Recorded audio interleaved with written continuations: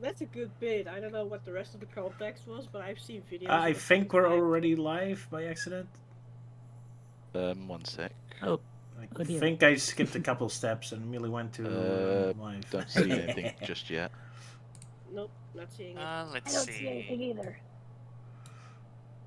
I ain't saying shit. Oh, now I'm seeing it. Yeah, I see the live there.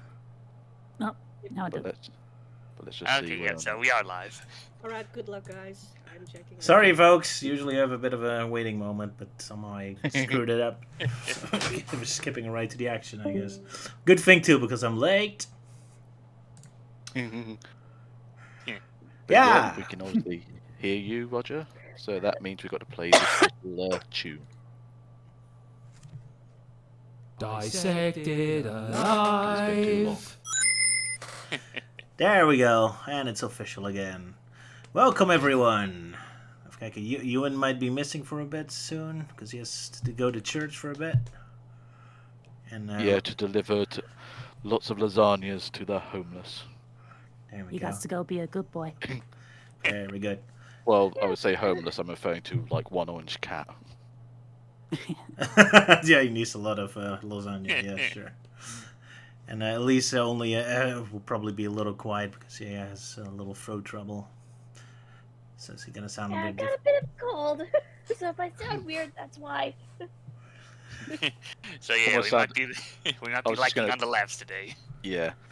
Well, though when she's like, at least at that moment, just sounds like Steph when she's trying to do like a high-pitched Tails voice. Yeah, see, Oh that's yeah, kind she of. does kind of sound like. It reminds me how Steph sounds. Yeah, when I ask her to do Yeah. techno or tails. Yeah, maybe I should redraw Elise in the picture that she has a cold. Nah, it's a little disrespectful. Don't do whatever you want. It's okay. Yeah, you are Well, that- definitely sounding like Steph. Well, now that you mention it, I might have to try and contact Steph because I'm looking for some female voice actresses on a video that I've been working on. Yeah, Well. I don't know. Plenty of choices. So yeah, if you need help, well, we got two ladies over here, and I can always bring you in contact with more. So. Yeah, But yeah. so most I know is Elise, Blaze, Rona, Maddie, and Steph, and yeah, I think that's Oh, it for oh, in yeah, terms but I of like still sound available like- voices. I still sound like a guy.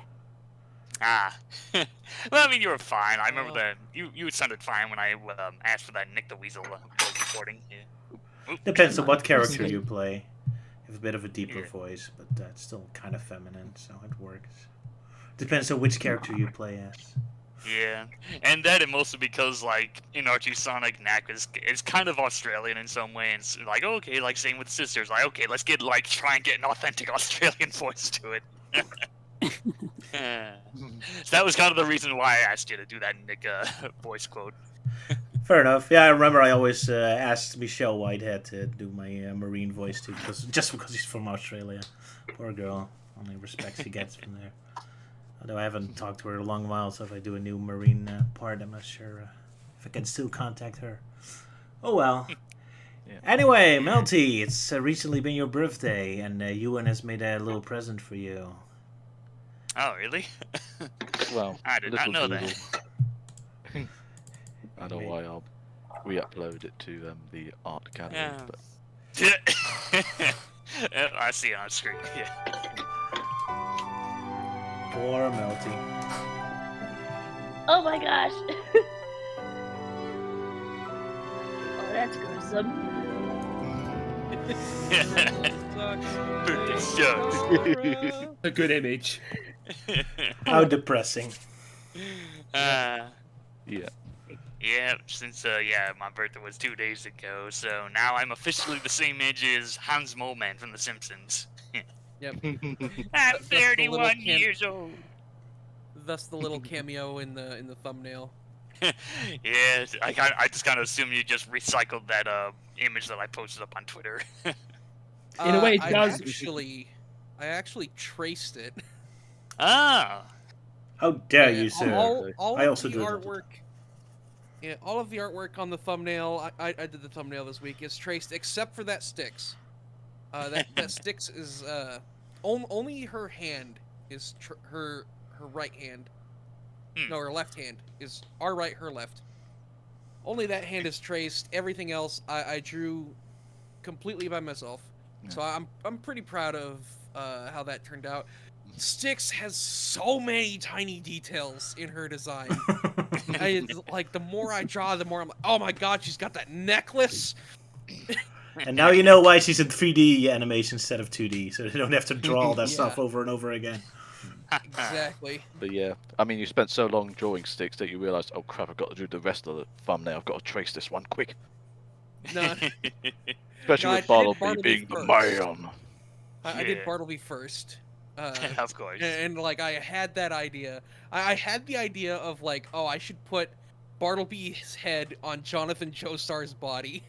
And at first I was gonna like, there's like the famous manga panel where like Jonathan's head looks tiny compared to his absolute massive body. But then I remembered, while looking for it, I found the one where he's like breaking the chain off of his neck. And I'm like, oh, that's perfect. Very thematic, yes. Even though he Yeah. never does anything that masculine in the whole show. What are you talking about? Maybe in his dreams. In his dreams, yeah. He's just Or like in art. Sala's- Or in Sala's wet dreams. Yeah. I don't want to know anything about That's what that. this episode's about, is about him being incredibly Elise is not manly. amused. Not amused. There we go. And then Yeah. like we've got Art off to the side, looking at him and imagining himself with them kind of muscles. Yeah, oh, I wish I was that strong. Like, oh wait. I wish I was that swole. That's how he got the idea. That's how we got the idea, Yeah. indeed. Art one was thing- Art was partly trained on footage of Bartleby during the trial. I was originally suggesting with Art thinking about him being all big and muscly, like maybe you should have just drawn the head and then just got like a Photoshop of an actual bodybuilder guy and just like had it all toned to red and green. I did see that suggestion, and the reason I didn't take it, and I didn't say this at the time because I hadn't revealed the Bartleby drawing to everyone yet. The reason I didn't take your suggestion is because I felt like it kind of ruined the joke. Because like the implication here is that he's like imagining himself super buff, by looking at Bartleby. Okay. And so like so I took the canon buff art design and used that. Yeah, otherwise the whole joke Oh would be my different. god. Yeah. Oh, and I complained about how many tiny details Styx has in her design, and then I immediately committed to tracing buff art, and he has so many details. That's why I hate drawing robots. Every single time a robot shows up on my animation, I'll go, Euan, you draw it. You do it. Might as well. Poor Euan. Why? Do I work out Sonic Legacy? I'm so scared to draw robots like Gamma and Omega. Oh yeah. I'm Oh not, my, gonna, yeah. I'm not gonna lie. I mean, I love those characters, but man, am I scared to draw them? I understandable, think yeah. I do. Yeah, I think I do okay with robots. Like, I don't know. I guess with me, I kind of done some of the more simplistic ones. Like last time I drew a robot was Bunsen from the Super Mario Brothers Super Show. It's like, oh, you know, she's actually one of the few characters I like in that show. Even if like half the episode she just ends up being the translator. But yeah, I don't know. I just kind of like the design. Fair enough. Yeah, robots do look cool, but they're not challenging to draw. That's why I usually abuse Euan or my wife to do that for me. Yeah, I'm just glad that I never bothered doing any artwork on the Michael Bay version of Transformers because Oh my god. too much detail. Oh god. Yeah, too much detail. Like, nope, fuck that. I'm just gonna do the '80s version if I ever do that. Fair I'll enough. just use my toys. Indeed. 'Cause I've got a lot of those. You can just make a Movie stop verse animation, yeah. Oh, yeah, stop motion, yeah. Yeah, not done in stop motion for a while. I think the last thing stop motion I did was when I was doing the review of the of Devastator. And even then, it wasn't that much because he's like too big and cumbersome to actually properly animate. Paul doing That's a really comic of. It was after I was playing the War for Cybertron games, where I had Optimus Prime and Megatron hurling insults at each other, which is how the war started. Okay. How petty. Yeah. Or the fact watching this old, well, not really old, just like a semi-recent video where a guy basically just did a bunch of voices of the characters just complaining about each other as they get flung into a wormhole. Like, oh no, we're gonna end up in the Prime universe. I don't want to deal with those rescue bots. Indeed. So, is there anything random we want to talk about that happened this week, or shall we begin with Sonic Underground? I guess I could briefly mention what I did for my birthday stuff. Alrighty. Yeah, especially since you're literally in the corner of the thumbnail. Yeah, back in my days. Yeah, like this birthday is like, I think it was fine. Like, sure, I had to work, but that's kind of a common thing with me. You know, like, downside is that this was still during the whole like presidential debates that have been going on. You know, oh, the old farts. And arguing as usual, and the sad part is that on my birthday, it was Trump's turn to do his whole spiel, and at the television station we have to stop or delay things like big events, that kind of thing, and we didn't get out until midnight. Ooh. But yeah, I Okay. did eventually manage to get some cake, because I bought a very small chocolate cake for my birthday at the local Meijer. And I think this year was mostly just my mom sent me a few things, she sent me a graphic novel reprints of the Worlds Unite crossover, so now I have most of that particular story, but sadly there was going to be a volume 3, but it was canceled, so I still gotta try and find those individual issues. But that, and I also got what's the Egg Heavy King baddie from Sonic Mania. I finally got a figure of that.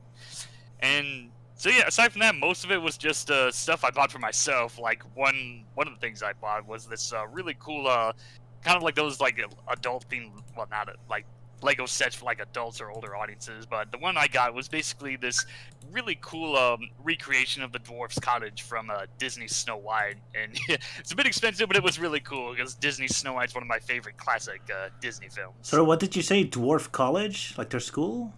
No, the dwarf cottage. Oh, the cottage. Cottage. Oh, right. Yeah, the that makes cottage, more yeah. sense. That makes more sense. Okay, sorry. House. Yeah, the little Great house. concept. Dwarf college. That, and a friend of mine also sent me an official Princess Celestia figure, mostly because he was moving out and getting rid of some stuff. Here's a late birthday present for you, because Celestia is one of my favorites. And then there was some other pony plushies I got from someone that was selling stuff from previous pony themed conventions. The mascots from Ponyville Cider Fest. I have one, so now I got the whole set, all 3 of them, along with a book that came with it called was it Scattered Pages: Tales from the Book of All Stories, which is themed after the 2023 event when they had that whole interactive story adventure. So I'm really curious to see all the fanficky writing in that official My little fan book. Yeah, My Little Pony. That's the 80s version. yeah, it's the 80s version. I'm more the G4. I used to wonder what friendship could be. I used to wonder what the fuck friendship was. And then ponies changed my life. Indeed, they have. Did you blow out any birthday candles? No, I didn't really get myself any candles. It's just, I'll just get the cake and call it a day. So just gorging myself a chocolate cake now. Nom nom nom nom, just to make Roger jealous. How dare you, sir? Well, don't worry, I don't got any cake on me right now because I pretty much learned when it comes to recording, dairy and dairy products and whatnot is not that good for your throat when you're trying to do recordings or theater acting. Yeah, that was always a big no-no with theater acting. No chocolate, no milk, stuff like that, because that'll just clog up your throat for a while. Oh, good lessons, son. Alrighty. So you had a good birthday, and that's good. Yeah, it was decent. Yeah. Summer vacation. So I guess you usually don't get many guests over then, because everyone is gone.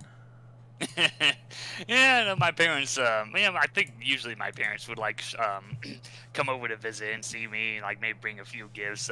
Not this year, mostly because they're currently going over and visiting my sister, who lives over in California. So they're paying a visit to her, since it's been a while since they've physically met her. Because I think last time it was Christmas of last year. Alrighty. Yeah, but it's just my sister's big complaint all the time. She also has her birthday right in the middle of summer, but usually doesn't get many visitors because everyone is always gone. And my father has. Maybe it's just too hot. Yeah. Well, we always go abroad here, so because Netherlands isn't so great in the summer. Too much rain. So, yeah, rub it in, why don't you? Like I'm not invisible enough already. Oh well. Are we ready for Sonic Underground? Or is there anything else Yep, we I'm want to ready. mention? I Alrighty. believe Let's so. go to them. Ready as we'll ever be, especially considering the fact Sala's going to be talking about the first episode. Very exciting Yep. one. But speaking of Sala in the first episode, here's first our preview.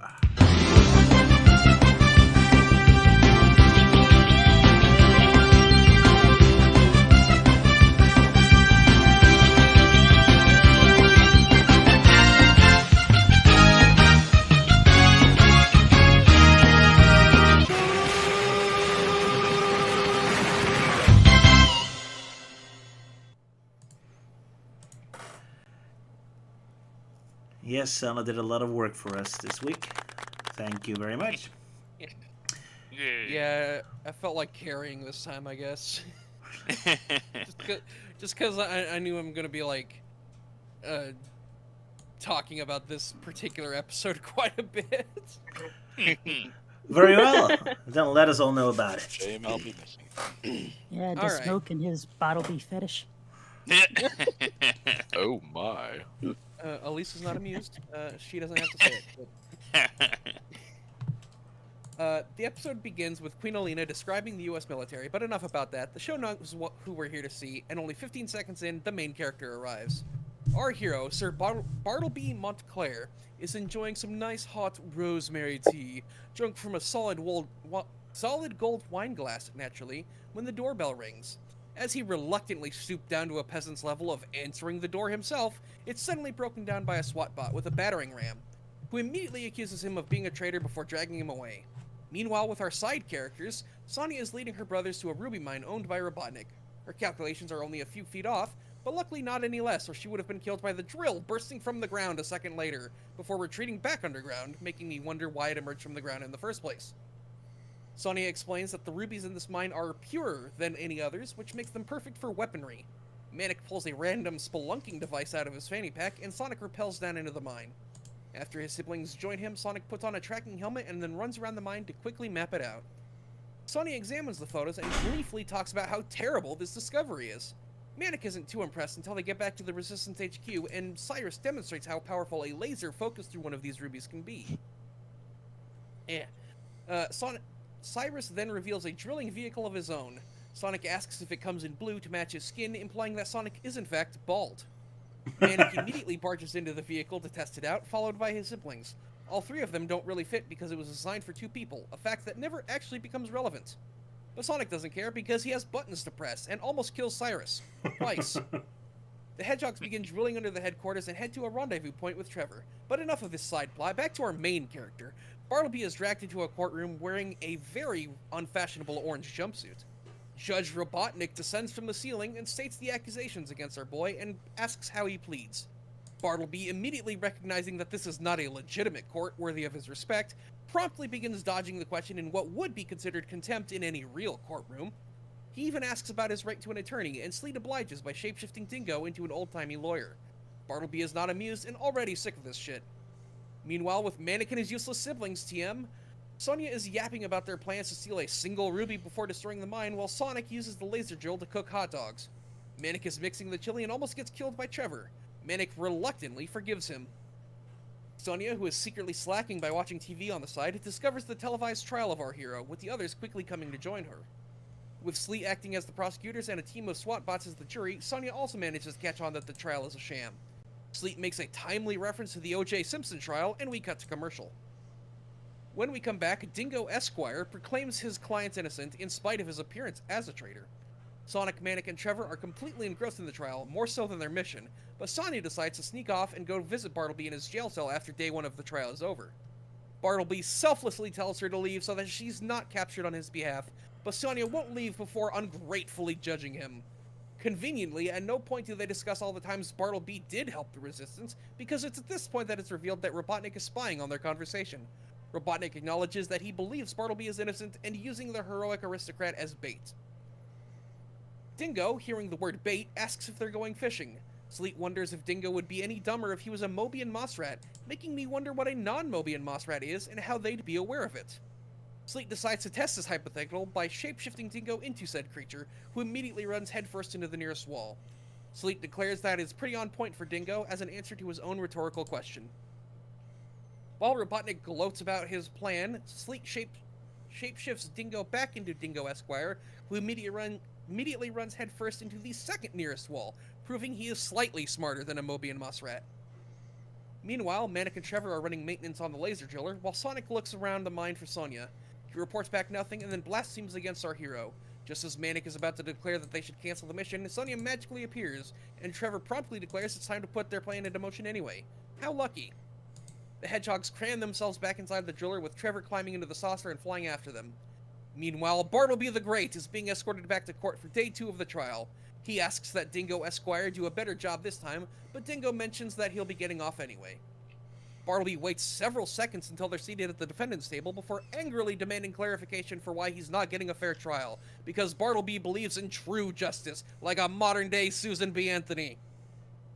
Dingo Esquire, having assumed Bartleby was in on the plan, lets it slip that he was just a trap for the hedgehogs, to Bartleby's horror.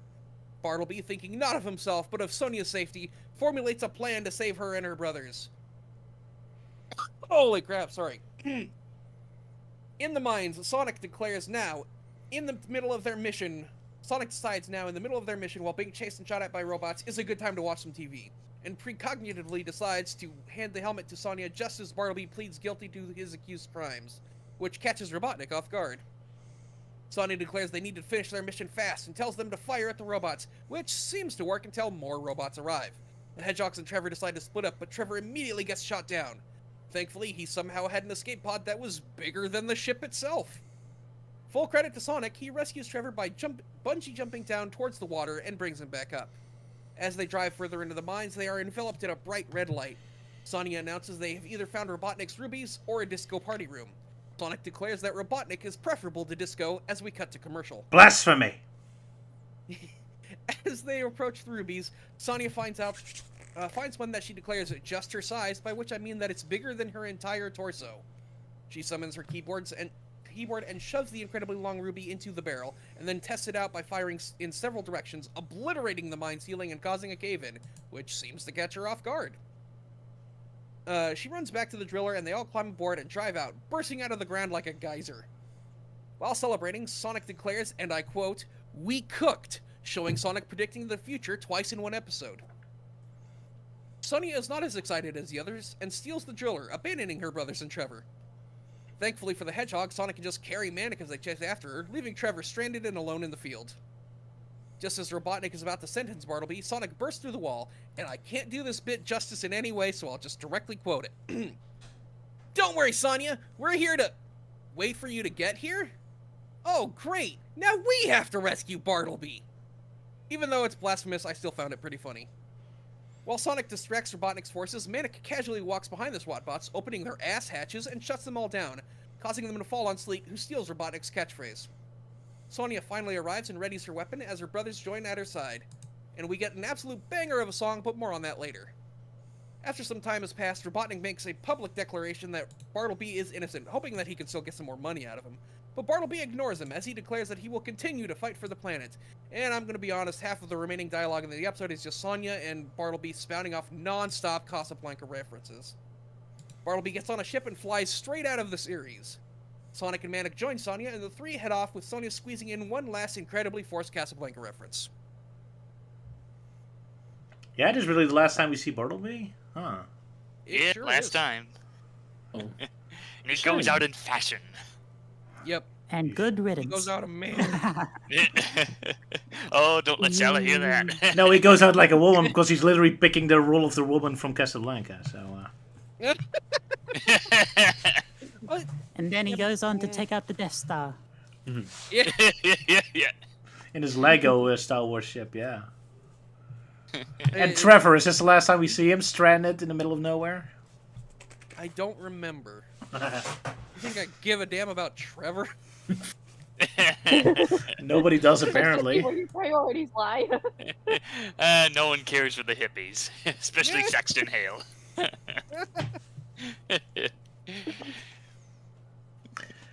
Maybe that's why we don't see Trevor anymore. Yeah, Saxton Hale just suddenly shows up. Hippies! I'll put you to death with my damn bare hands. Oh, Cartman dealt with them. Oh dear. Alright, so a lot of stuff to say. Yeah. There was one bit that I found pretty amusing, was where Manic was sitting behind the ship thing, and the jet engines like blasted into him, and he just like appears rather annoyed because it's like, there's worse heat than this. Yeah, he's like right behind the engine of the exhaust, and he's somehow not singed. Well, Yeah. I did draw a very morbid picture of his face being knotted off.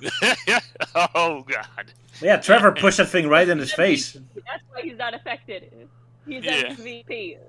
That's Yeah, it. another example of Manic being the MVP. Yeah, maybe that's why they left Straight up Trevor. fireproof. Maybe that's why they left Trevor in the middle of nowhere as vengeance for doing this. Yeah. Yeah. Yeah. As punishment for harming our MVP, we hereby banish you. I assume that Manic is part Floridan. He's from Florida. He's just immune to heat. Yeah. Oh man, I remember going to Florida for the first time, walking out and immediately thinking I'd walk into a sauna. Yeah, that was definitely an Yeah. experience. Oh, my God. Don't worry, Sonic's just a dry heat. That it is. No, Yeah, well, I just love it how it's like Manic. It looks like he just got blasted in the face with this thing, and he just shrugs it off. Yep. Yeah, it's like, I've had worse. He doesn't even like stop smiling until the camera angle changes. Oh, cool, my face is melting. Whoa, dude. Yeah. he's just staring down the flames. But yeah, flames, you think you're stronger than me? Let's go. Yeah, I'm the fucking MVP. Those MVP. Yeah. Oh man. And he doesn't even have the Chaos Emeralds. Oh yeah. He's just naturally invincible. Yeah. Maybe his whole body is like an emerald because he's green and all. Because he's green. Yeah. Yeah, and like the main Chaos Emerald is green. So Yeah. and the Master Emerald is green. What if Yeah. he's actually the Master Emerald? Yeah, there's an idea. Manic's the real Master Emerald in the show. And that's why no one can harm him, because he's a living, breathing Master Emerald. I guess Knuckles will be after him very soon. Yeah. Manic versus Chaos Get to that in a Knuckles. Who couple would weeks. win? Too bad we never got a Sonic Adventure adaptation, otherwise Chaos and Tikal would come out of Manic. No. Oh yeah, like yeah, his since Manic like, oh now Chaos is free. Well shit. They're all sealed within Manic. I could be wrong, but I thought I noticed halfway through the episode. Does Bartleby's jumpsuit have like a butt flap? Yes. Oh yeah, it does yeah. have a butt flap. Yep, it does. I don't know why. I found out you missed. That's not fashionable. How dare you, Robotnik? So do the robots. Yeah. Oh no. Of all of Robotnik's crimes, That's the truly worst. one of the worst. Oh, the indignity. Yeah. And can I just say that Robotnik looks absolutely ridiculous? He Oh does. yeah. Oh yeah. Oh, what are you talking absolutely. about? He's rocking that judge look. All that swagger. As Luke Yeah, said, he's got like the Quacker Road guy. Yeah. Quaker Oats, yeah.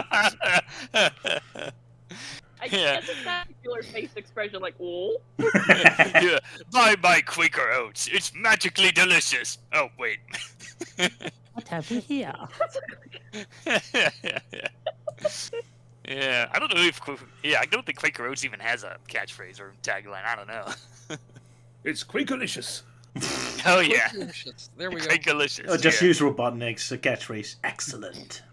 Yeah, excellent. Excellent. What I found kind of I amusing. like, Sorry, Addison. What's I like Sonic cooking the dogs over the laser. that was a fun detail. yeah. Yeah. Yeah, why aren't they vaporized, though? That's a good question. Yeah. Very good Yeah, sausage, I guess. That drill Yeah. just absolutely obliterates stone. What the heck are those hot dogs made out of? What are Sonic's teeth made out of if he can eat them? Maybe the sausages are like made out of bedrock or something. Well, then again, it looks like Mobians don't need to see a dentist, so maybe their teeth are incredibly strong. I guess so. Could be. Very- Yeah, maybe. And Or maybe them chili Permanently dogs is white. what gives the hedgehogs their superpowers. Yeah, maybe. yeah, there we go. Makes them so durable. One Yeah. detail that kind of amused me is at the beginning where we see Bartleby being all fancy, but then when he drinks his expensive tea, he just goggles it down like glug glug glug glug glug. Yeah. There's Yeah. nothing subtle about it. It was so that's divine like a weird tea. sound effect. And also, why is he drinking tea out of a wine glass? He's fancy. Or goblet? Yeah, he's that fancy. I guess I mean, he's. I'm Solid drinking gold tea wine now, glass. I'm using a Yeah. thermos cup. So, Oh, did he say it was tea? He did. It's rosemary Oh. tea. Yeah, it's rosemary tea. it's Yeah. rosebud tea. Rosebud? Yeah, that's what he said, I think. Yeah. Probably in a reference, Oh, yeah. God. We're doing all the classic movies today. Oh, Yeah. whoop. I wrote down rosemary. Yeah, I did hear Rosebud. But they didn't really Oh, do yeah, I a. think it is rosebud. But they didn't really do much of a reference to Citizens Kane, so I'm not Citizens sure Kane. why. Citizens Kane, yeah. Oh well, they just love referencing classic movies in this one, I guess. Yeah, Yeah, it's, I don't know it's what the was night. with the, Yeah, like, it's the sudden- 90s. Yeah. I don't know what was up with the like, hey guys, what if we just shoved in all of the Casablanca references in like 2 minutes? Especially if this is the ending of this character, this recurring character, and a pretty sad ending at that. It's kind of wasteful to just waste it on like a parody that doesn't even have a punchline. Right? It's I kinda... don't get it. But Yeah. Maybe on they're- that note, when we started going through Sonic Underground, there was the brief comparison between Bartleby and Antoine, and I mentioned that, like, unlike the Sadam specifically version of Antoine, not the Archie comics version, I'm aware, Bartleby at least gets character development. Yeah. And Yes. this is where that happens. And that's why I like Bartleby so much more than Antoine, and why I think he's one of the cooler characters in this show. Because, like, he had every reason, the writers had every reason to just keep making him this, like, comic relief, like, dude. And, yeah, props to them for giving him, like, actual character development. I like it. Yeah, especially since Robotnik actually gives him a return to the status quo since he's forgiving him and doesn't know about his crimes. So yet Bartleby still takes the opportunity to just leave. It's like, okay, I sacrifice my my rich lifestyle for this. So that is very impressive, yeah. Especially for a show that doesn't have much continuity. It's kind of surprising, yeah. Yeah. And then he I says remember- goodbye to I will say Sonya, though. and then...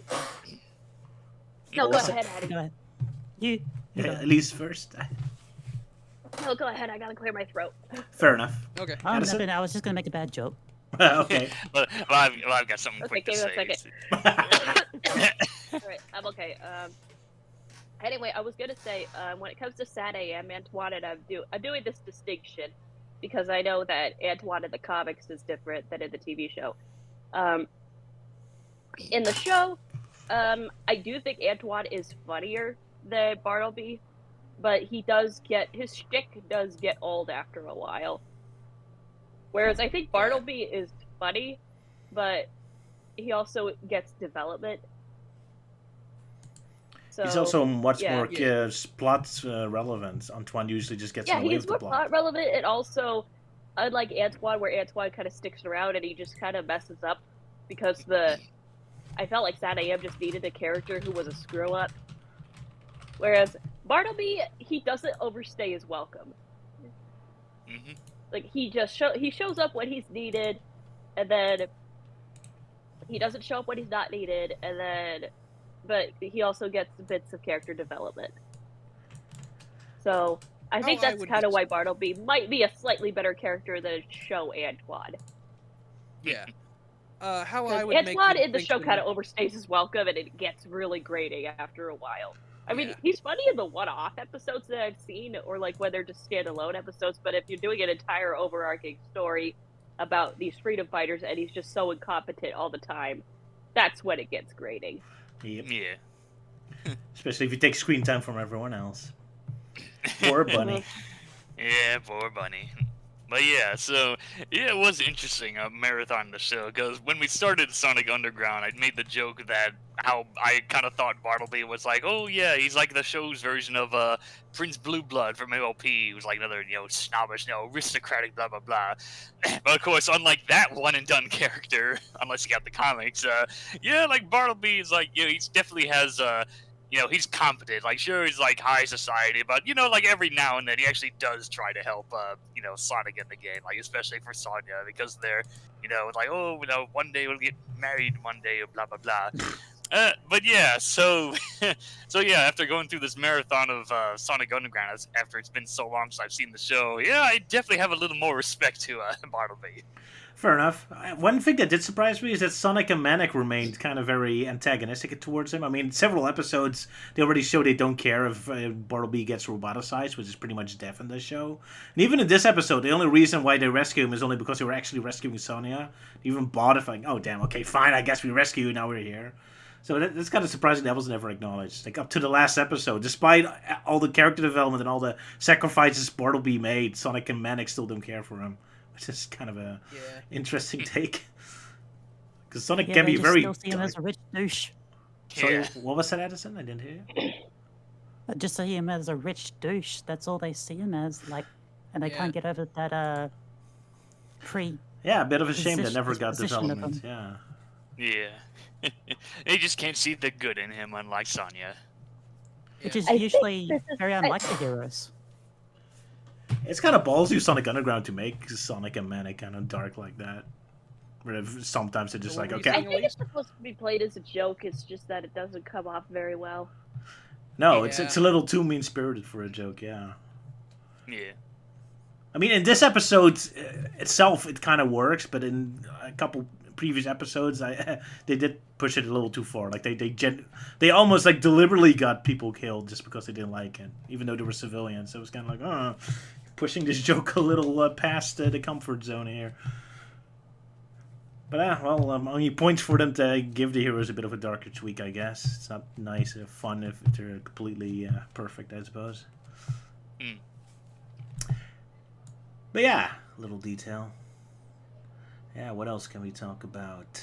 I'm going through. At the beginning, it seems the hedgehogs have wandered into the Mushroom Kingdom. Oh, yeah. Ready for a picnic. And now I have that stupid song in my head. Thanks, Luke. Yeah, from Toto Mario. Yep. Oh, that song. And of course, and also in the mine where Sonic's looking around, they go past this miner robot. He's just ignoring him. It's like, oh, it's just an intruder. Never mind. The scale is also very weird. Like, it's a very tiny robot.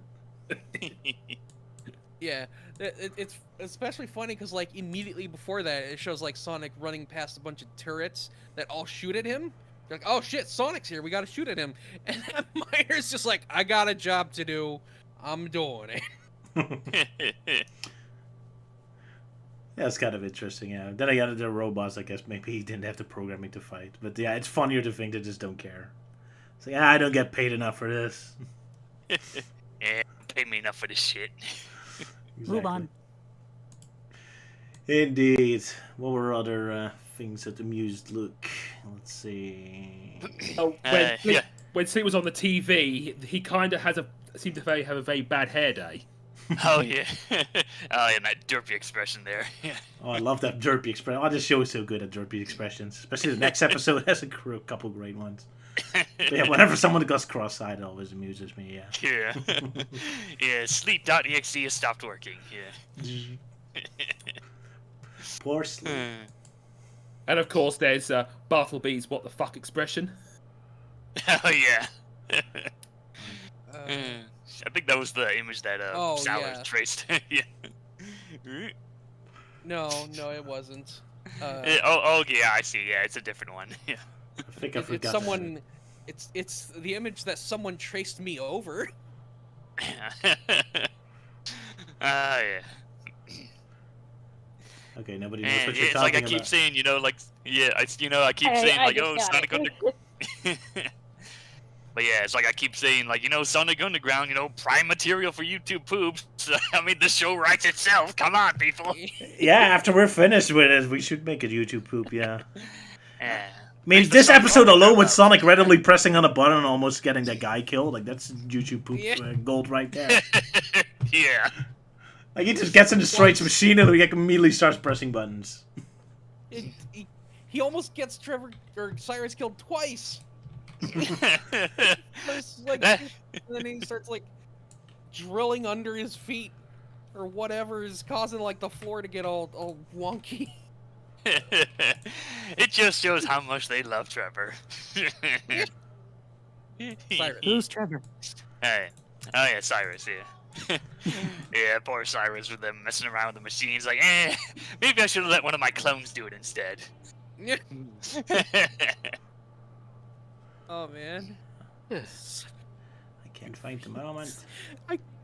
I still can't believe he just like climbed into the vehicle, just started pushing buttons. Ooh, what does this button do? Yeah, they turned it to And Dee even Dee. after the first, even after the first one almost gets Cyrus killed, he pushes more buttons. Our reaction to that is like Bartleby. Like, what the Yeah. heck are you doing, Sonic? Yeah, Sonic's just going all DD there. Ooh, what's this do? What's that do? Yeah. And I'm back, by the way. Oh, hello, Euan. Hey. How was the church? Welcome back, Euan. Happy about your lasagna? Well, hopefully they'll be happy with it, although I think everyone was a bit caught off guard by how much lasagna my mother made. Probably too much, which means if there's leftovers, it means I'm just going to be having a lot of leftover lasagna for the next couple of nights. Send through mail to me. I like lasagna. Yeah, where's Garfield when you need him? Or that. So there's like this tiny detail that like as soon as they climb into the laser driller, like Sonic complains that it's a little cramped, and Cyrus is like, oh, that's because it's a 2-seater, it's designed for 2 people or whatever. And like, not only does this like never come up again, they managed to shove Trevor in there later on when his ship crashes. Yeah, that is really confusing. I guess Cyrus is like, oh, okay, I'll upgrade it to 4. Now you just they're got to like, push "You the do-" button for the backseat mode. Yeah, when Trevor gets in there, they do like mention, like they make like an offhanded joke about how cramped it is, but that's it. It's not relevant at all. And it's not represented by the visuals either. Look at the picture. They look very Yeah. comfy. Yeah. You have a Yeah, big why couch. is that cramped? Yeah. I mean, look at Sonya seats. They can clearly put 2 people on one seat. Looks very Yeah. comfy in there. Oh well. I guess I just wanted to Trevor ask. always looks more like he belongs in like Goof Troop or something than Sonic the Hedgehog. He does. Yeah. Now Yeah. that you mention it. That's what I thought. Goof Troop needed a hippie character, but he ended up on the wrong set. Yeah. Too true. Yeah, Sonic Underground does seem like it has like a lot of leftover background characters from other shows. Yeah. But yeah, I keep thinking of Rayman because a lot of the French art kind of reminds me of that. But it's especially the next episode. Yeah. But yeah, Trevor's very Goof Troop-ish. Agreed. Agreed. One little moment that caught me off guard is like when Sonic rescues Trevor, he makes like a joke, "Oh, you can't touch my chili dogs," and then there's like 2 frames of animation where Trevor's like very angry and shaking his arm. I thought he was reacting to Sonic's chili dog statement, although in reality he was just grabbing his hand, but it was just a funny coincidence. Yeah, don't touch my chili dog. Yeah, don't touch my chili dog. It's like, well, fuck you. I'd rather die. How dare you? Also, the scene where Sonic jumps down to rescue Trevor from the escape pod. All I could think of when I saw him do that is the scene from Henry Stickmin, where Henry tries to bungee jump with just a normal rope and ends up breaking his spine. That's a good point. Yeah. One thing I was going to say though was, do you think it was even worth having the whole sort of story about the tank and such for this entire sort of mission, when considering the fact how quick it was for Sonic just to go around, just take snapshots, when he could just simply just plant bombs all over the place and just blow the whole thing up? It did feel like filler, yeah. Especially along a lot of fights went, because they shoot a bunch of robots, and a new robot shows up and they shoot him, and then another robot shows up and they shoot him. Like, it feels a lot like filler. Like they just didn't have enough footage for the episode or something. Yeah. Or an episode about Bartleby. Yeah. Yeah. Bartleby the Prisoner, but it's like, oh crap, how the hell are we going to expand this out to like 20 minutes? Yeah. How can we give Sonic something to do? 2 minutes, guys. By taking the slowest mission ever and the slowest vehicle ever. Yeah. And then having to, like take a detour just to rescue a mouse. Yeah. I gotta say, I really love that joke with the dingo smashing into walls. Like, especially since the second follow-up joke, that the first thing he does when he turns normal is he walking to the wall again. But the animation really adds to it. He has such a determined look on his face when he walks into that wall. Like, as much as we make fun of, as much as we make fun of the bad animation, I have to praise the good ones too. And this is just beautiful. I love it. It's such a great moment. Yeah, I think this is occasionally this show just has really good animation for some reason. Especially the next episode. But, yeah. Oh yeah, it definitely has its moments. Yeah. Oh my God, yes. But yeah, just the I feel surreal so humor bad of for it. the animators of that episode. I had to draw art one time, and I already hate it. They had to animate him. I mean, look at Dingo right now. How many details there are with all his clothes and all that. Yeah, Jesus Christ. Yeah. I actually think things up. Yeah, I remember with John Gray, one of the artists on Archie Sonic, he pretty much stated that he really didn't like Sleet and Dingo, and there was this one bit of fan art he did of like all of Robotnik's past minions, and when he did like drawing Dingo, all he did was just put like a paper bag on his head. Weird, because with Dingo you can cheat and just make him transform to do something if you want to cheat anyway. Yeah. Yeah.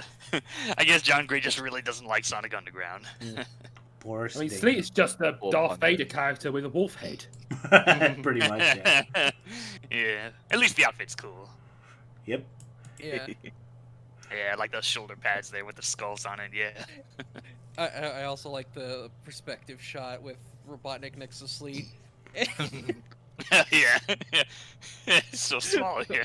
It's so interesting they make Robotnik so small compared to his minions, yeah. It does always look funny, like it's just a small child. Interesting Especially when choice. you've got it in the correct angle, which makes him look more like a child. Like, Yeah. Daddy, I want my sugar snack. Sleet, I want ice cream now! Not until you've eaten your vegetables. I hate you. Especially how dignified Sleet often looks, so it does fit perfectly well as his superior or his dad, yeah. Yeah. Very interesting Robotnik this show has, absolutely. Yeah, it looks like someone's asked Sleet if he can play on the Xbox. Yeah. Can I play Fortnite? No, you're playing Minecraft. You're playing Minecraft and you're gonna love it. Oi, Sleet, can I play on the Xbox? Yeah. Say pretty, please. Oh, pretty please. Yeah. Ask Dingo first. Fine, you get 5 minutes. Yay! I'll get player 1. Everybody's like, no, I want player 1. Happy Unfortunately, dysfunctional Dingo family. is going to be player 1. He called it dibs last week. All right. He gets one of Hey, those, your cat. he gets one of those crappy knockoff controllers. Oh yeah, those knockoff controllers. Yeah, I'll get the good controller. Yeah. Like a logic-free controller. that everyone gets out. Oh yeah, or like one of those cheap player controllers where you have to like plug it in, but also have it run on batteries. Kind of absurd. Hey, we never got an Yeah. explanation So why does Sonia was late. What did we? I did write that down somewhere. It's like Sonic and Manic arrive before Sonia, forgetting that she's driving a drill tank, so speed ain't its specialty. I guess so. Edison, Right. you were you saying something? That's all. That's my only assumption why she There was turned up late. also there was also like a brief shot of like the tank driving along a road, and Sonic and Manic are just like completely going a different direction. So it seems as though Sonic, is naturally assuming where Sonia is going, heads straight for the courthouse, while Sonia takes a more indirect route. Maybe she went to the base first to prepare, I guess. No, I think she just got stuck in traffic. Yeah. But with the face Yeah. expression she has when she enters, it's almost like she's trolling. Like, yep, I got ya. She does have that sneaky face you had to expression. rescue Bartleby. Yeah, I've been here all along. She does have that Yeah, so I was sneaky just face. gonna, I was just gonna say, does Sonya end up using that laser thing in any Yeah. episodes after this one? No. No, it's one of those one and done deals. Yeah. Even though it though, makes like- her totally overpowered in this one. Yeah. Yeah. It's such like a tacked on thing, because like, first off, if these like rubies are so good for like laser weaponry, why does the resistance not stock up on them? Yeah. Why are they like, Yeah. oh, let's steal one and then blow up the rest? She doesn't think. She just does. She's They got don't too think. much Bartleby on the mind. Yeah. Yeah, she shoots first, shoots seconds, and then when everything's all blown up, she just tries and salvage whatever's left, which is nothing. Yeah. Yeah, she looks like she's caught off guard as she destroyed it. But the cave is destroyed when I destroy it? Ooh, I forgot about that. Whoops. Yeah. Oh, I wanted to destroy more things. Yeah. Yeah, I would have expected, like, if she was planning to cave it in, she would leave the cave first. Yeah, or at least shoot while she's already on the walkway, and not in the middle Yeah. of the cave. I'll just shoot up the ceiling and destroy everything and bury us under the rubble. Nice. Yeah. I have ultimate power now. Who's the MVP now, bitch? That's the reason. He was just showing off Manic, and he's unimpressed. Yeah. She wanted to be the MVP that badly. Because and then she if called Manic did his drum bit, it would the same effect would have happened. So he's not impressed. Did when watching He threw this her a was bone. like, You decided to throw What I- her a what I bone this expect- episode. Yeah. what I expected when watching this was she like puts the ruby in her gun and then like fires it just to like test it out, and like shoots at the ceiling, breaks it a bit, and then she says, "Oh wow, it really works." And then they proceed with the rest of the plan. But no, she just keeps firing in several directions. Yeah, I mean, like here, this is definitely YouTube poop material. Like, oh, she's like blasting away, and then suddenly, like, a big stalactite or a rock just like crushes her. Yeah, Exactly. she Well, got this too is so caught much up fun, in it's ultimate freaky. power.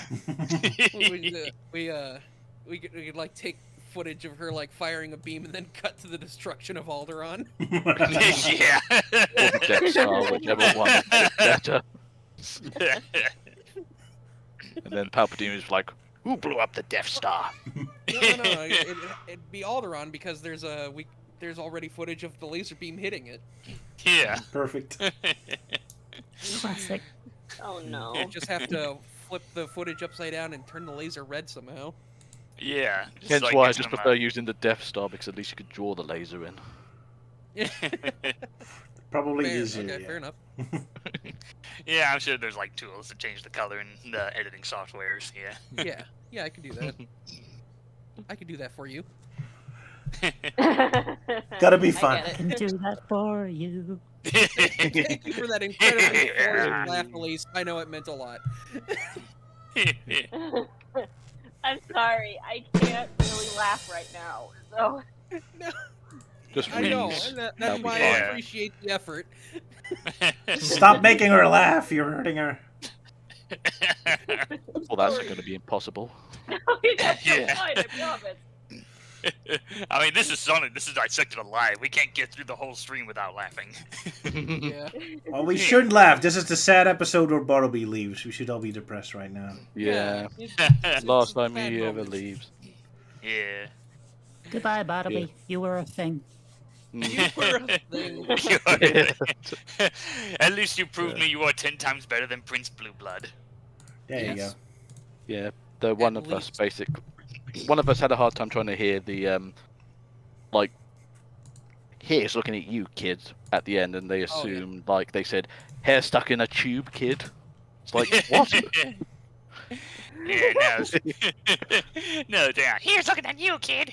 I guess I guess it's just the weird Urkel voice that Yeah. Jaleel does. that No, makes it my hard. hair is stuck in the tube. Get me out. Get me Uh, out, kid.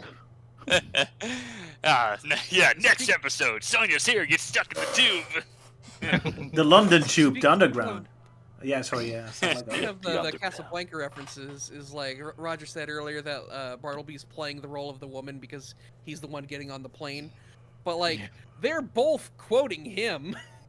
Yeah. They all of their lines are a reference to him, except for the one Sonia says at the end. Yeah. But yeah, so they're just both trading quotes of the guy from Casablanca.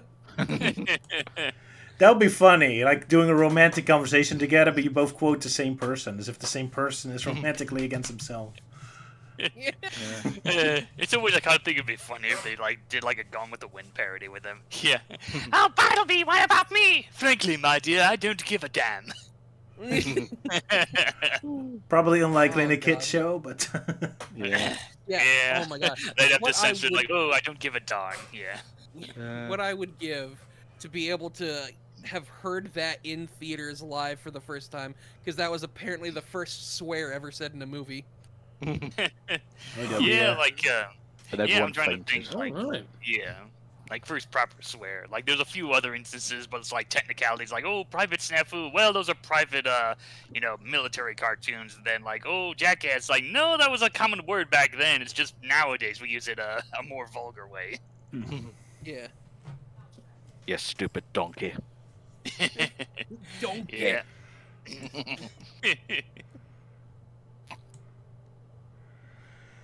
Noticed some colouring errors with Dingo as a prosecutor. Like sometimes his shirt disappears, it becomes orange, and sometimes his wig even becomes orange. It's just Yeah. coloring mistakes, but yeah, it's very interesting. Dingo's balding. Yeah. Yeah. Poor guy. Even Bartleby's looking confused at why his wig is changing colour. Like, you're supposed to be paying attention. Wait, what just happened to your hair? Don't worry about it. Maybe he ate it. Yeah. Oh, I thought it was like ice cream or something. Bartleby, can I ask you a personal question? Why do people call me Butthead?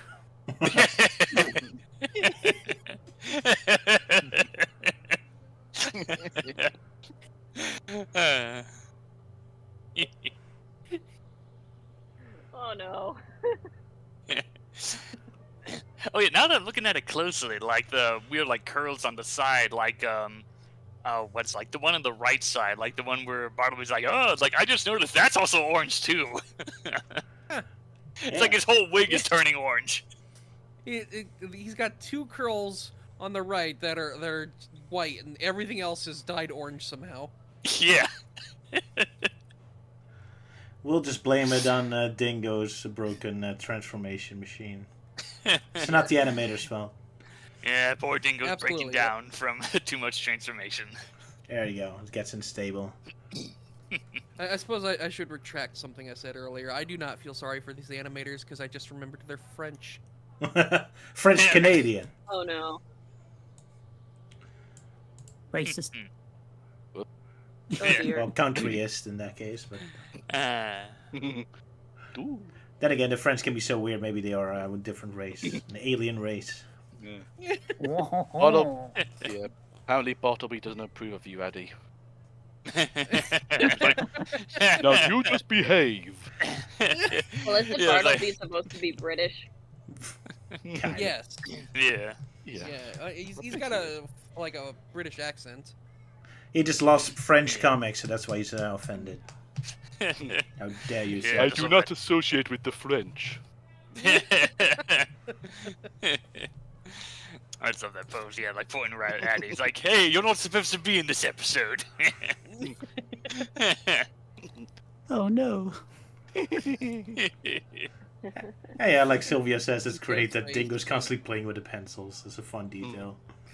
Yeah. Ah, you made me mess up. Because during the whole chorus, he's always bored, especially at the beginning. He just looks like, ah. So then he has his pencils and he's finally happy. Yeah, I get to play with my pencils. Poor Dingo. Building. Yeah. He's building a cabin out of pencils, and Bartleby Yeah. destroys it, and he's so distraught by it. What Yeah. about my cabin? More beautiful cabin. What You know, I was your about to make the cabin? picket fence. I love those face expressions. God. Great stuff. Yeah. Yeah. Ah! Looks like a goblin there. Yeah.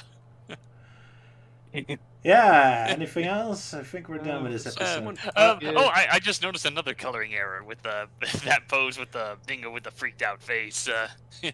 Yeah, apparently one of his teeth is also colored orange. Oh no! Yeah. Maybe you're that's right. why he has that expression. Like, Oh, ah, yeah. my damn teeth is Oh infected. yeah, on the left. Yeah, it's on Oh, the left. God. It's orange. You should get that looked at. Yeah. Yeah, it looks nasty, mate. Uh, That. He's been eating too much Cheetos. Yeah. Oh, I can't help it. It's so Yeah. good. Oh well. And once All- again, in the music video, Manic proves just how strong his drumming is by drum rolling on top of the heads of robots. Yeah. Oh yeah. And then they just fall over. Yeah. I saw an Drumsticks, my Ewok only do that. weakness. Always Yeah, a be great like, move. I yeah. saw an Ewok do this. It's Yeah. so funny that like they don't even like they add sound effects and they don't even make it sound like he's actually drumming. He just hears tink tink tink tink tink tink tink tink.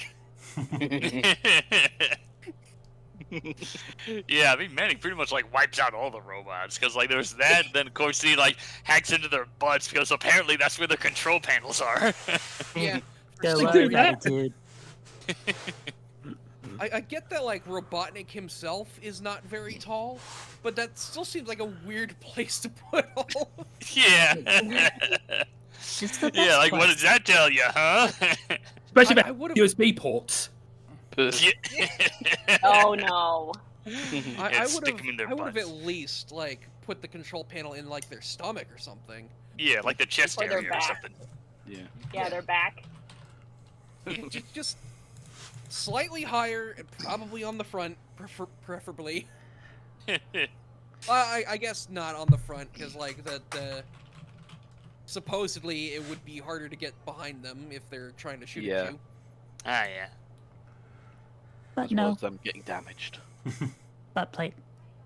Butt plate. Yeah. Yep. Butt Butt plates. plate. Well, It's I not can't believe I'm crotch going to say plate. this, but at least it's in a spot nobody else would think to look or want to look.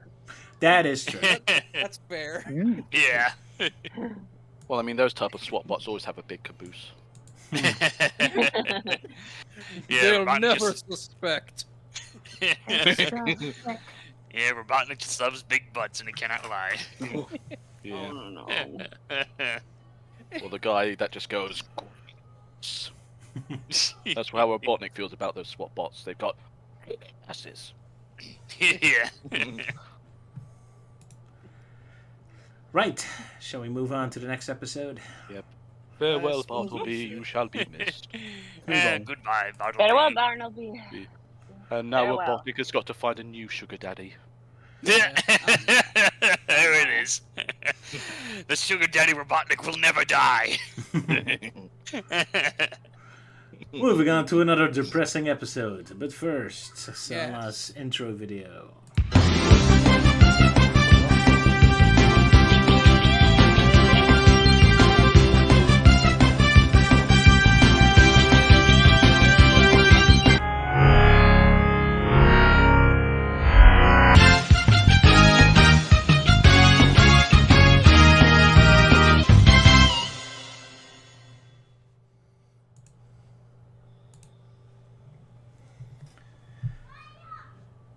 Yes, more classic movies. Terminator this time. Terminator, yeah. I just love that bit with the robot like forming itself and then it falls and then it quickly cuts to like Sleet's expression like, huh?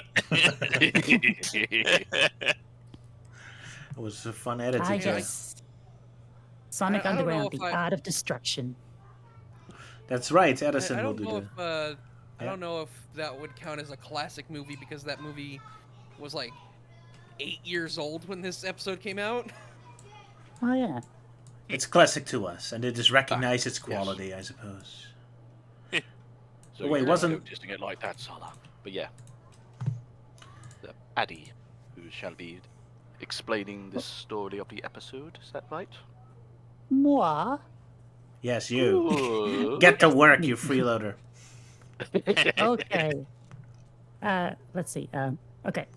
Art of Destruction.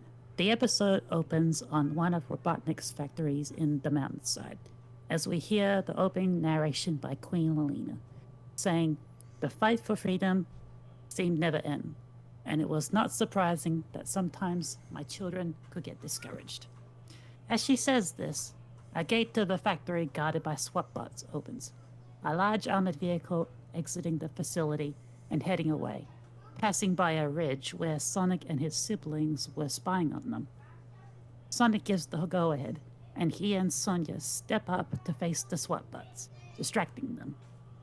This gives Manic time to summon his magic drum set. As Sonic and Sonya ace the SWAT bots, Manic's drum playing causes an earthquake, which starts shaking the factory and mountains surrounding it. Eventually, it all ends up as a huge avalanche of destruction, as the factory and the mountainsides crush and fall down to the ground in rubble. And we wonder why they even hedgehogs- bothered with the SWAT bots. Oh yeah, absolutely. the They finish a mission without the doing hedgehogs, they celebrate, and then they attacked by Sleet and Dingo in their flying scorpion airship thingy. They unleash shots, and Dingo is convinced that Sleet managed to get them. And Sleet decides they should land to make sure they did. Stepping out, they see Manic's pouch on the ground, convinced the kids are sauce. But the idiots were wrong. The hedgehogs emerge and attack from behind, Sonic using his magic guitar to shoot a laser at the form of rocks that stood behind Sleet and Dingo, making it fall and crumble onto the two, trapping them under the rocks. The hedgehogs look over at the two henchmen, popping their heads out as they sit trapped under rubble, and Sonic makes a really dumb joke that only an idiot would laugh at, and so Dingo starts laughing. To add insult to injury, a final piece of rock falls onto Sleet's head, much to his dismay. Later on at Robotnik's lair, Sleet and Dingo get scolded and told off by the doctor. Angry, the two had failed him again. He tells the henchman that he has a new plan, a new creation called Artificial Robot Bot Technology, or ART for short. He uses a remote to open up what looks like a large locker, to reveal inside a small, half-cyborg, frog-looking Mobian thing. Seeing the scrawny little guy makes Sleet and Dingo laugh, not convinced that Art can be of any use. Robotnik orders Art to demonstrate his powers. The little guy is touching the wall of the locker. His powers create flashing lights, and the whole structure falls around him. Amongst the remaining pile of scrap metal, his body emerges, though, now fused with metal parts from the locker, making Art look bigger and stronger and more complex looking. Robotnik then explains that Art is capable of thinking and learning fast and will keep doing so. The henchman, now impressed, asks the doctor when they should take Art to attack Sonic. but Doc says Art goes solo, and instead he gives Sleet and Dingo the grimy job of cleaning gunk out of the alley outside, as an enraged Sleet uses a transformed Dingo as a vacuum cleaner. We cut back to Sonic and his siblings at their hideout. Manic throwing a fit that every time they destroy one of Robotnik's junk, the Doctor just rebuilds them later. Sonya then calls the two over to look at a hologram display, which shows some fellow freedom fighters being attacked by Art. It uses tentacle-like wiring to attack and capture the freedom fighters. And it turns to the camera, recording, introducing itself and telling the hedgehogs they are next. Manic grumbles seeing this trouble, saying that if they ace it, then Robotnik will just send something else. Sonya consoles her brother though, telling him that they can't just give up. Sonic points out on the recording that Art always dodges to the right, even though it literally just does it the one time that the freedom fighters shoot a laser at it. Later, the kids are riding in a van unlike their usual van, Sonic uses a periscope to keep an eye out for Art, who stands nearby and spots the three hedgehogs getting ready to attack the heroes. Inside the van, Manic is still grumbling when Art attacks, punching a hole through the van wall. Art attacks and starts shaking the van as the three hedgehogs make their exit and start to escape. Art cuts them off though, ready to fight. Sonic urges his siblings to get out of Dodge while he engages Art. Sonya warning him about Art dodging to the right first. Sonic saying gotcha. He summons his guitar and shoots at Art's feet, the robot dodging to the left, which Sonic is surprised for some stupid reason. Sonic backs up and jumps on top of a structure to get a distance, as Art summons his wire tentacles to attack Sonic. Sonic shoots lasers at Art's feet, the robot dodging the strikes and then using its tentacles to catch Sonic and start dragging him along, captured. Sonic uses his spin dash to get away, however, surprising the robot. Sonic taunts the robot and runs away, Art saying it will learn. We cut to Sleet and Dingo quitting their work for a break time, Sleet using his device to transform Dingo back to normal, and the big guy starts drooling sludge, sneezing loudly and hitting Sleet with sticky sludge, leaving the bad guy stuck to a nearby wall. Robotnik comes by on his floating platform, congratulating the two on a job well done. As the henchmen think they are done cleaning, however, the Doctor tells them that they now have to clean the headquarters bathroom, which has not been cleaned in months. This news literally shattering Sleet. Later, the hedgehogs walk along a catwalk inside of Robotnik's factories, which hangs over the big cases of lava below them. Sonya says, let's destroy them, though Manic grumbles and says, in the end, it won't do any good. They then get attacked by Art again, and he lands in front of the siblings, aiming his gun. Sonic summons his guitar, and Art shoots an energy blast that it kinda hits Sonic, but it doesn't. Sonya and Manic fall over the edge of the catwalk, the two grabbing onto a rope hanging below, just before they fell into one of the vats of lava. Sonic shoots at Art, taking off one of its arms, but he's surprised when the robot starts regenerating its damaged arm with new metal parts, making Sonic say one of his dumb lines again. Sonic and Art start exchanging energy blasts. Sonic tricks Art by running behind the robot, making it shoot at the floor below it, causing the spot where Art stood to crumble and give way, making Art fall down into the vat of lava below, Terminator style. The siblings celebrate, thinking that Art is aced, and they make their getaway. Later on, though, Art survives, emerging from the lava vat and reassembling its body parts, still ready to destroy the hedgehogs. Back at the siblings' hideout, Manic is still grumbling, and so Sonya encourages him to play some music to feel better, and the three heroes start to play some music. Art shows up and spies on the hedgehogs as they play, seeming to like their music. It attacks with its wires again and grabs the hedgehogs, surprising them.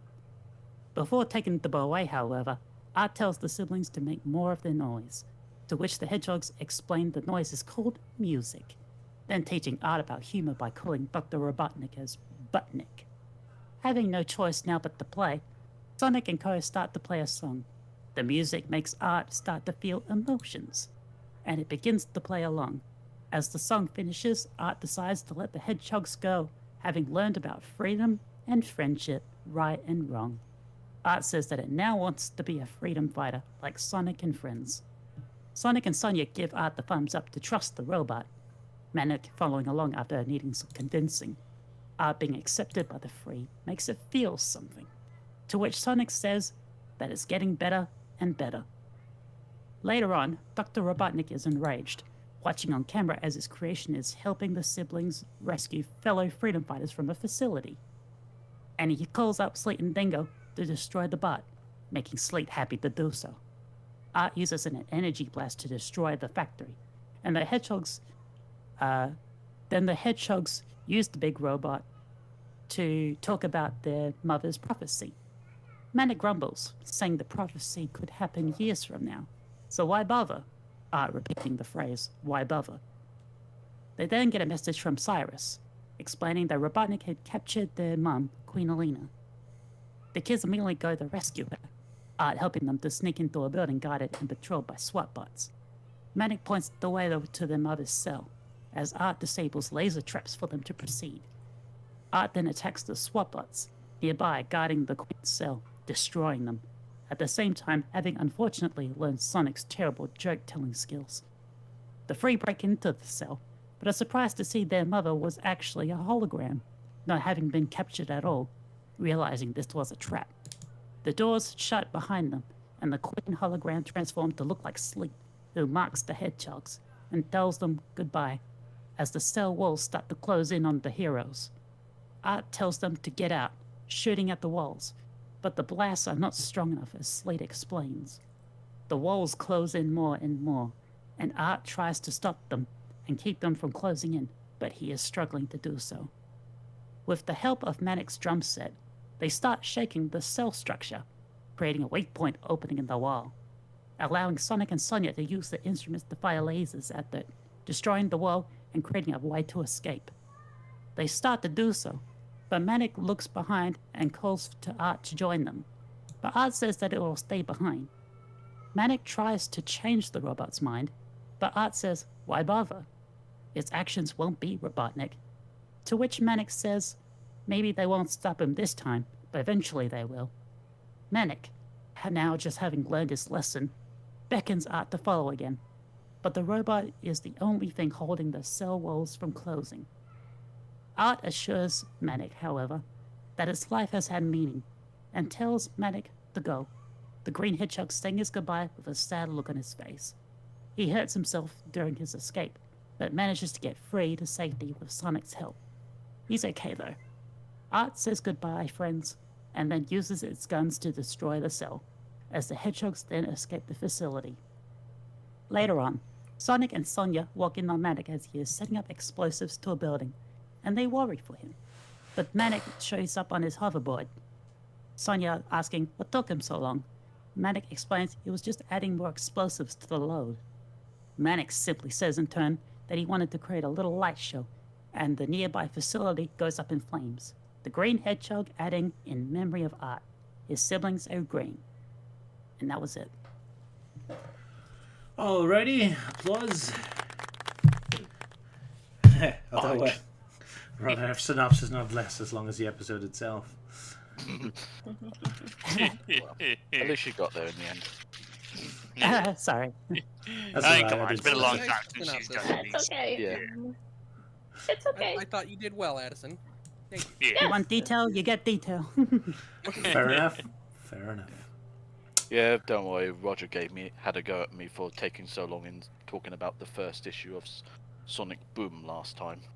It's like, you know what, the synopsis is supposed to be something quick, not something like you telling the whole story. It's like, it's been so long since I had to write. Well, I know. It's like a big story though compared to Yeah. in Fleetway. Roger, I'm pretty sure explained every single detail. Hey, I screw up my synopsis too in different ways. So it's not easy. It's an art. But yeah, speaking of art. It's an art. Hey. It's It's art. But I think I did good. This is the comedy police. The joke's too funny. Fair enough then. But yes, thank you for your help, Addie. All right. Anyone having comments? Well, I actually... You go I ahead, was going to Euan. say, don't worry, I'll be quick about this one part though. It's like, compared to Bartleby the Prisoner, I had about like maybe 6 to 7 sort of like points I wanted to point out. With Art of Destruction, I've got about 22 points. Jesus. So I had a lot more to say about Art of Yeah. Destruction than I did Oh, with well. Bartleby. Okay then. But yeah, as you were saying, Luke. Oh, I was going to say, I really like the design of Art due to how menacing and detailed he looks, and I thought he was going to like evolve and change a lot more over the course of the episode than just like a couple. Yeah. And I thought, I don't know, I felt like the friendship, the way he became a friend, was a bit too early. I'm not sure, but I felt like I like the idea of him learning about what it means to be have feelings and being human in that. That's Music very interesting. moves you. It's a very interesting Uh, episode. Yeah. Go ahead, Sala. Yeah, to Luke's point of he kind of joined them a little too early. It's either he joins them too early or he dies too early. Yeah. They- Should have been a they two-parter. don't Yeah. have enough time for both in this episode. Mm. It's clear they had, yes, much as the previous episode felt like filler a lot, this one clearly had too little time. What did you say about Bartleby the Prisoner? That it had a little too much filler with the crystal subplot. Oh, okay. Oh, yeah. You know, No, he's I gotta wasn't have talking more about Bartleby. Bartleby's part. Don't you worry. Don't you worry. Okay. Stand down, Sala. Stand down. Go Yeah, down put the that dog gun away. I was Yeah. hoping by the end that Art would have survived through the episode and became a regular. But then Yeah, I I- suppose it's Yeah, I towards actually the end did of the kind show. of. Yeah, I actually did kind of think like, oh, like he dies, but oh, not really, or maybe like, oh, like Manic feels bad and like tries to like repair him, but like no, it just kind of ends there. It's kind of a shame. The episode is really interesting, like especially the animation's surprisingly pretty good throughout most of the episode. Yeah. Yeah, the ending kind of gave me similar feels to the Iron Giant. Yeah, I guess. Oh, Well, he is So- technically a giant compared to the hedgehogs. yeah. Yeah. Of course, the only difference is that Iron Giant sounds like he is, while Archie just sounds like Hal 3000 for some reason. Yeah. I'm afraid I can't let you do that, Sonic. Oh, Manic, I can't I'm let you afraid I go. can't let you do that. I'm sorry, sweet. Manic. I'm afraid I cannot allow you to do that. I'll just do the same quote but with a different Sonic character. Yeah. I thought like, cause there's that scene where like he's spying on them making music, and he like sends one of his like little robo tentacles through like the vent, and like spies on them through that, and then the tentacle transforms into him. Yeah. Yeah, that was seemed weird. like a way he could have escaped Yes. from the Crusher. Yeah. Yeah. The one thing I wrote down for that, like, that was one of the points of when, like, seeing how, like, the Art's tentacle, like, literally just watched the hedgehogs, like, spying on them, and I was like, oh god, what's he gonna do with that tentacle? And then it just morphed into a shocked Art face. It was like, Oh, boy. he's like shocked that I even thought of that. It's like, oh, calm down, Art. I'm not thinking that. He read Well, I did pause at the wrong moment. and Yeah. mine, Call the honestly, FBI. for the same It's reason. French animation, not Japanese animation. Yeah. Oh, brother. Yeah, if it was Although there Japanese, then was- art would have been more like a squid. Yeah. Yeah, there was the part though where like his I included it in the intro where like his tentacle just starts wrapping around all of their legs, and I'm like, that is Ew. not pleasant. Yeah. Mm. Especially I if you think just, the- like, cut it off a bit too soon. So it's like, Yeah. Well, I think another weird thing about that scene is like, the tentacles like wrapping around them, and like Sonic and Sonya have their eyes closed because they're jamming out. But then you have Manic, who's like, his eyes like slightly open, and it looks like he's looking down, like, oh yeah, robot tentacle time. Oh, did make no. a very inappropriate comment saying Sonic and the Secret Tapeworm. Oh, no. Ew. Oh no! If you're gonna make Sonic your YouTube poop jokes about this, Elise is not gonna be amused. Yeah. but yeah, The I'll joke's say not Art too Art much. is yeah, Art just is a gonna say- cool looking character, but I would have preferred if he went through the whole episode still looking like how he did in the beginning. It's the little Yeah. frog thing. I like Oh, his yeah. little tiny That's cute. little turtle design. Yeah, that would be kind of interesting. Like, like kind of double agent kind of thing. Like, oh, he's a little turtle dude, like making friends with Sonic, but then he's like, oh, transform into a robot when he's away, and then of course Look at that's him. how he like learns the whole Yeah. friendship freedom. Which looking back, I think it's real lucky for Sonic in the game for them to sing a song about freedom and not something another random thing. Yeah, I thought he was going to turn back into a frog after he climbs out of the lava tank. Yeah, it would have been Hell interesting. yeah. It's kind of weird to just do it for a joke. Although, admittedly, it was a funny joke because his design is like perfect. It's like a punchline. Here comes a giant robot. You see this derpy-looking guy. And then with Slate's reaction to it makes me laugh as well. The face expressions are on point in this one. Yeah, his small form like really does look like he's a reject from like Teenage Mutant Ninja Turtles. Sure. Yeah. But I want to hug Rocco's him. Modern Life. Yeah. Oh, Rocco's Modern Life. Yeah. Perfect, yeah. Yes, Lee can't cope with the adorableness. No. Brain literally broke. Yeah. I also Christ, doing the bandage on his head. I like the little sub-story of Dingo and Sleet doing all the filthy chores of Robotnik. Poor Dingo gets the hard bit of it. Yeah, being uses a vacuum and everything. And you realize that he had to eat all that garbage. Yeah. Yep. Really makes Yeah. you feel sorry Oh for Dingo. no. Yeah. Yeah. Especially when he just sneezes out like oily goop that just sticks. Yeah, that was kind of gory looking. That did kind of caught me off Yeah. guard. Like, oh, okay.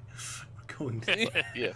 Well, I Well, did man, chuckle just like how he just like literally just immediately just flinging Sleep to the wall. That just got a chuckle out of me just with how like so quick and abrupt that was. Yeah, great humor. Yeah. He sneezed him so hard that he blew his wig off because Sleep being bald in that one screenshot. Yeah. I've also noticed that instead of using an Eggmobile, Robotnik just flies around on this weird scooter thing. Yeah. Oh, yeah. Yeah. His Got a little hover scooter. platform.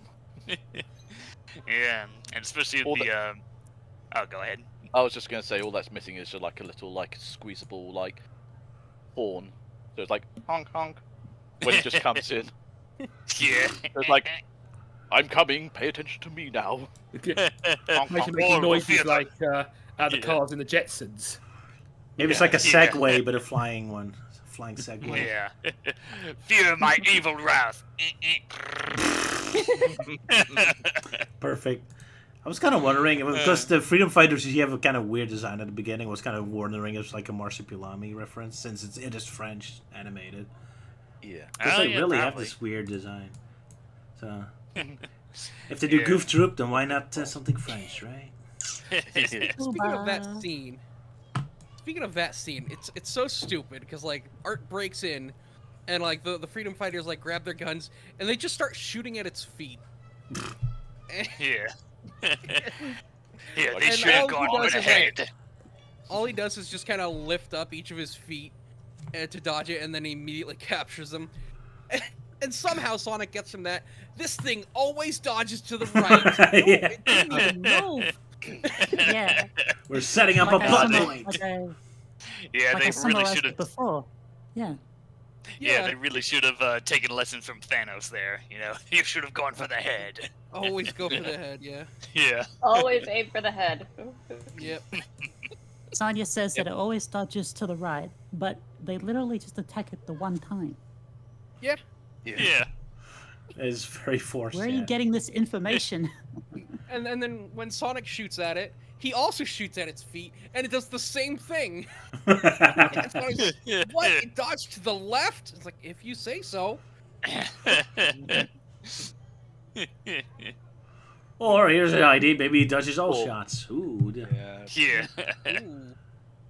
Imagine Here's art Artie. was too. Yeah, imagine art was so costly to animate that they just couldn't animate him moving to the right a bit. He still has a Yeah. lot of screen time, though. Yeah. Yeah.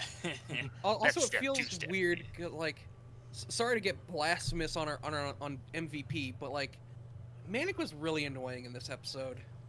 It's just like 80% of his dialogue is just pessimism. Yeah, poor guy's just depressed being in the fight for so long. Yeah. Yeah. but it's That's like Probably he can't he's the open one his carrying mouth most of the without- fight. Yeah. I thought it was a True, welcome yeah. change. Man, yeah, all 38 that MVP. episodes. Yeah. 38 episodes. I just can't cope with this. Can we just end it already? Yeah, let's go find a mom, man. I'm You tired of probably being could an end it in orphan. 5 minutes. Just go with your drum kit to Robotnik's base, just do a drum solo, and the whole building collapses. Bye, Robotnik.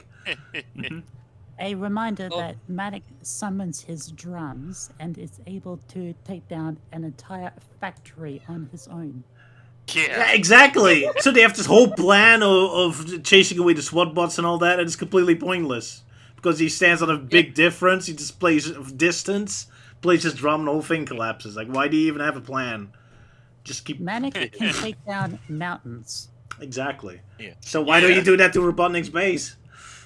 Yeah. Especially It's combination that of big those crystals last time. Yeah.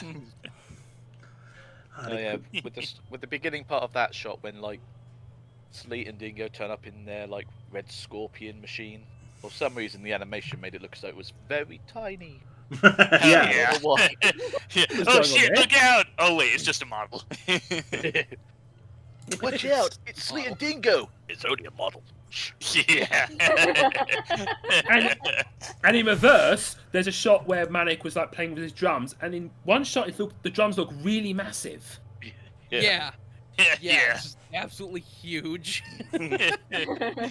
Yeah.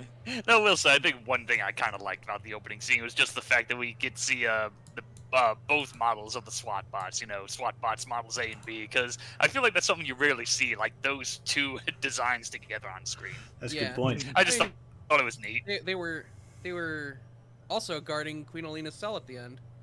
Oh yeah. I came back for round 2. What I especially love is just the opening scene itself. Like, they just stand there, Sonic and Sonia walk up to them, they just stand there. Sonic and Sonia split up, they still stand there to look at each other. I kind of wish they didn't do anything. They're just, like, confused, like, huh? And then nothing. Yeah. They're so useless. You're under arrest. Whose Oh. side is it anyway? Yeah. Yeah. That kind of happened like with where Sonic was like looking at Sonya, and for a couple of seconds just makes this derpy face. Sonia has a wonderful face, yeah.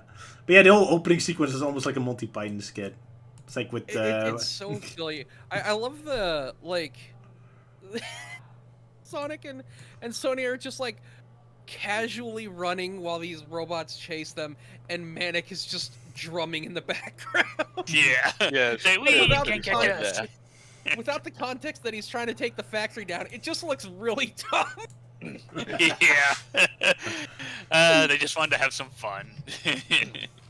Wee, tag you're it. Yeah. Also, like, as soon as the robots see Sonic and Sonya, they're just like, halt, as if that's going to work. But yeah, like... Like, look- these robots knowing who Sonic and Sonya are and thinking, oh, I'll bet they'll obey orders. Yeah. And then they don't. Oh well, worth a shot.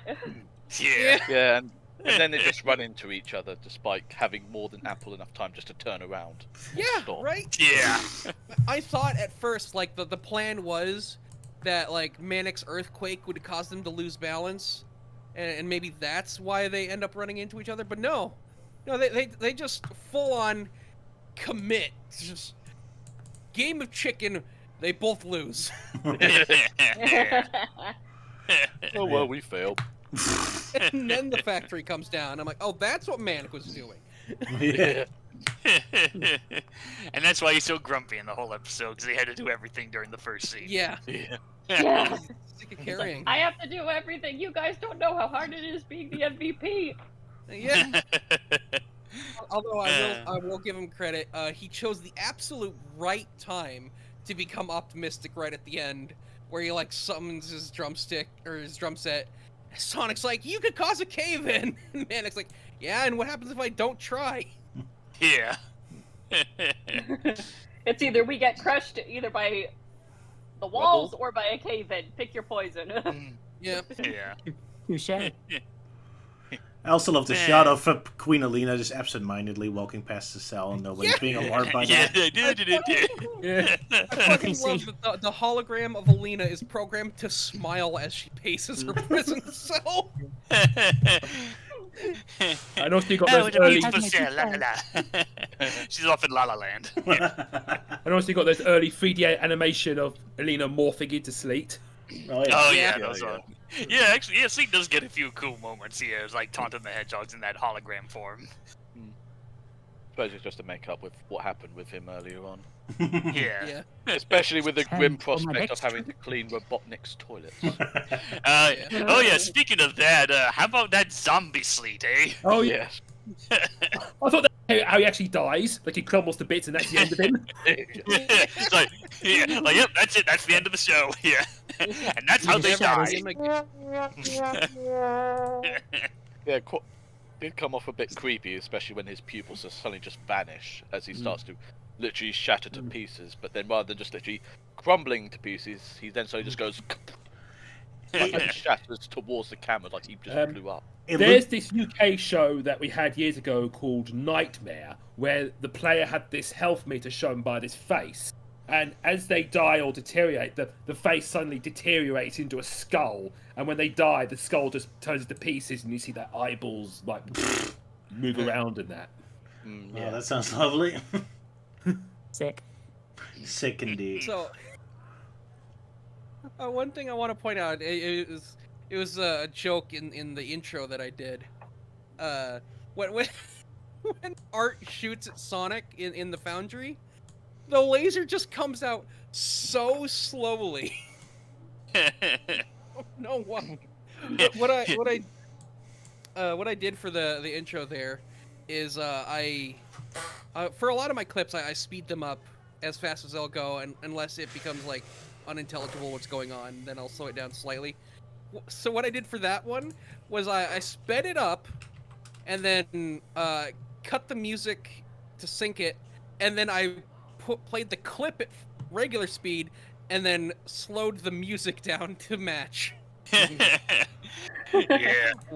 I guess Art was just I guess Art was just taking lessons from the Mooninites that day. Yeah, he He wanted misses the to shot. dramatic. No laser. He misses the kill you. shot, and then Sonic just pointlessly dodges anyway. Yeah. Whoa! Whoa! Dodge that shot that wouldn't have hit me. I knew I should have gone for the turbo. Yeah. Ha, ha, Also, ha. like the Sleet's plan. I guess it was Sleet. I don't know. Whoever's plan it was to like trap them in a prison cell and like slowly compress it was genius, and it got me thinking. Robotnik could win if he just like builds a robot that pretends to defect. Yeah. Like, if that was the plan the whole time, and Art was just leading them into this jail cell, that would have been a genius plan. It would have been done. Yeah. Yeah, Robotnik's plan is always just about tricking them into a trap, and then as soon as the trap is sprung, he has nothing. And it's like, attack! Oh, we defeated him. Yeah. Oh, it didn't work the last 20 times, and it still didn't work the 21st time. Yeah, this Let us time not it'll work forget for the sure. Hedgehog and the Iron Mask. Where Yeah. Yeah. he ruined his own plan. Pretty much. He One just thing wants that to get all the I spotlight. Yeah, Addison? one thing I've left out of my summary is Art usually takes pieces of metal and adds them to his body, and I thought that he could have used it on the cell. Oh, But yeah. Sleet says, you can't shoot Yeah. your way out of this. It's made of decomposite materials. Composite materials. Yeah. Yeah. Composite materials, which is very vague and kind of sciencey. Yeah. It's a long word. Steel is a composite material. It's a I mean, big yeah, word, it's so it polyester. means it's hopeless. Oh yeah, that's true. Like Art could have technically, like, used the walls to his advantage to like stop them from crushing them. Yeah. Just But he build didn't. himself and not try and stop them. Yeah. He Shame put his hand up against the whole locker and got rid of the whole structure. So Yeah. Yeah, he could. Oh well. Shut up, Addison. Confusing how his Stop thinking powers so work. much. No, you're okay. We all think too much on Dissected Alive. That's the It's whole our point. style. That's why it's dissected. Exactly. But hey, that's a good Yeah, point. He exactly. could have absorbed the cell. Yep. Yeah, just absorb the cell and call it a night. Yeah. Or once they'd blown a hole in the wall, he could have like turned into a tentacle, or sent out one of his tentacles and like turned into it again. You know, there's ways he probably could have gotten out, but then Yeah. he wouldn't have like this like sad, dramatic ending. Not to mention, he Yeah. learned a valuable lesson from Manic. What's the point? So. Yeah. Yeah, so in other words, at the end of it all, he pretty much achieved his goal of committing suicide. Oh God. Oh, Because, yeah, that's the last thing he copied off of Manic, yeah. Oh Oh no! As you said. Yeah, Manic's really Spoiled. losing them MVP points in this episode. No, he's still MVP. He brought down an entire factory by himself. Yeah. Well, that's just the opening. Throughout the rest of the Hey, episode, he keeps no, losing points, right. yeah. And he's pretty much the only Right, one he brought more. down 2 factories by himself. Yep. Yeah. And he's the only one mourning Mort, pretty much. Sonic and Sonya barely react much. Oh, yeah. One thing I noticed, like when Manic was actually trying to get out of the compactor room, it's like what hits Manic to make him fall over? Because I noticed there's like a little hit spark. So I'm like, Yeah, that what was did he hit? Yeah, that was a really weird, pointless scene. Like, you think, like, oh, he did it just so that Art could, like, save him and get both of them out of there. Like, no, he just randomly knocks himself out for, like, a brief second, and Sonic's like, hey, get your ass out of there. Yeah. I think he was like climbing over the ledge and he tripped. Yeah. That's Oh, Yeah. maybe, what I. But yeah, for some reason it made it I seem like he lost hit his his head. footing. Look, the scriptwriter just needed an excuse why he didn't rescue Art because he's overpowered. So he just made him trip for a bit. It's the only way how we can have a sad ending. Also, like speaking of like Art's death, it's so like underplayed because like he's like struggling and he like has this last ditch effort where he like summons his gun to blow a hole in the other wall so that they can escape, and the the extent of his death scene is just a shot of Sonic, Sonya, and Manic standing in the hallway, and then the screen shakes and you hear a boom, and Sonic just says, "Poor guy," and that's it. It's almost like a comedic death. It's like a Looney Tunes moment, like a poof explosion off screen. Well, It's like, well, that was Elmer Fudd again. Yeah. Yeah. Or the I can IDW big oof. if I can be pessimistic like Manic for a second, you know, it's just the robot. Oh, Oh, don't say that. no. That's Hey, my chat, feeling. don't feel Oh. bad for Art. It's just a robot. Robots don't feel pain. He learns pain. Da-da-da-da-da. You learned. But this robot Especially had a considering the soul. fact, especially considering the fact, Yeah. especially when like at one point it says like, I feel something, and then I started like, you can feel? Whoa! Can you make chili dogs? Because if you do, we're gonna keep you. Very much a big bit from Red Dwarf. No, Art. That's simply your processor making you think that you're feeling. And then of course the ending where Manic goes all ham on the explosions just as a tribute to Art. A nuke? Yeah. He just 50 nukes the place. kilograms of explosives. Yeah, like why didn't they just do that to Robotnik's base in the first place? Explosions are a work of art, man. Well done, man. You nuked an orphanage. Data already. Yeah. Like orphanage. Oh, I thought it was a robot factory. Manic, It was. that was a puppy orphanage. Was it? Whoa. I think it was kind of funny that nostalgia. It wasn't 50 kilograms of explosives. It was 50 extra kilograms. Whatever Yeah. the original number was, Manic added 50. And Sony's like, that'll vaporize the place. Like that's a bad thing. Yeah. It's like, I mean, really, that's overkill. Yeah. And Here's the and thus the light. day was born when Manic became a pyromaniac. Manic has become death, destroyer of worlds. Manicheimer. Do it. No, maybe after this event, that's when he started to become a fan of playing as Demo Man. They're going to have to glue you back together in hell. Well, Manic's gotten very Oh, used to no. explosions since fire can't hurt him. Yeah. Oh yeah, that's right. He's half Demo Man, half Pyro. He loved the shot of Robotnik hugging the robot like it's his fiance. Oh yeah, the one where Robotnik's just clinging to it is like, I love art. He's like a son to me. I think they're like, this is More my like- fiance, we're getting married. Oh, no. Initially, I was thinking like, oh, this is my daddy. Oh no! Just the way he just holds on to it. Yeah. Like a child would. My daddy's gonna Sir. beat you up. Sir, why would you do that? I miss Bartleby already. I needed to find a replacement. Or just him feeling like, oh, he's like a son to me. He's like, finally, I have someone that can call me daddy. Oh no! No! No! No! No! No! No! What do you care anyway? You have Dingo. Now I have art. Yeah. I love you, daddy. No! Stop it! Well, that's kind of funny. Yeah, like Game Robotnik has Sage, and now Underground Robotnik has Art. Oh, that is a good point. Oh, and AOSTH Robotnik had Robotnik Jr. Oh, yeah. I'm your father. Also, I've noticed that I think this is one of the first times we see like a robot that's created with like metal parts attached to it, like also done with Neo Metal Sonic and Chaos Robotnik. Biomechanical. Yeah. Yeah. That is a good point. I don't know who Chaos Robotnik is, but From the second movie. Oh, yeah, Oh, from the, right. yeah, Okay, his yeah. Master Emerald form, yeah.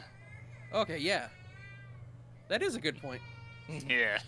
At first I thought you meant Robo Robotnik from Archie Sonics. Like, yeah, I mean, technically that is true. When he, like, rebuilt himself to, well, after being stuck on that space Yeah. station as a head, he did eventually rebuild himself, yeah. Yeah. I don't know if it should be called like Super Robotnik or something, or Green Robotnik. Yeah, I'd call it Green Super Robotnik. Robotnik. Yeah. I just call him Chaos Robotnik. Yeah, that is true, yeah. I just call him. I have no idea what you're talking about. Yeah. From the ending of the second movie with Jim Carrey. Oh, Yeah, oh, right. when he has, Sorry. yeah, when he absorbs the Master Emerald and builds himself the, giant Death Egg robot. Yeah. Yeah, sorry. I'm a bit heady right now, so I kind of, I kind of was out of it for a moment. Mm. Hold on. It's okay. Did Yeah. Melting Man just call it the Death Egg Robot instead of its Archie Sonic name? Well, I did that because I figured no one would get the, no one would know what the Egg Destroyer battlesuit is. I'm kind of aware, but it's probably Yeah. best you just Well, I mean, I don't blame you. Like that particular detail is like really hidden in one of the super special magazines. So it's a very tiny detail, but I still prefer it because it just sounds more, more menacing and not so generic as the Death Egg robot. Yeah, it's an actual name and not Yeah. just a description.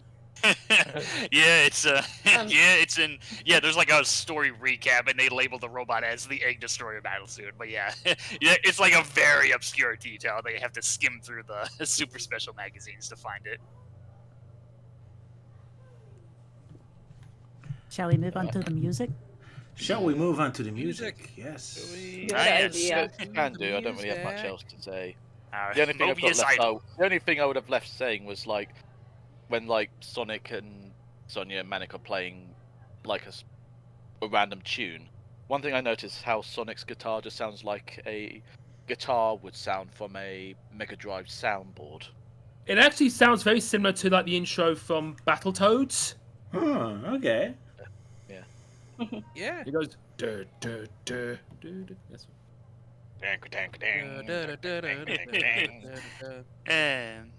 Alright, so we're gonna play Yeah, the it's intro song there. But yeah, Mobius Idol.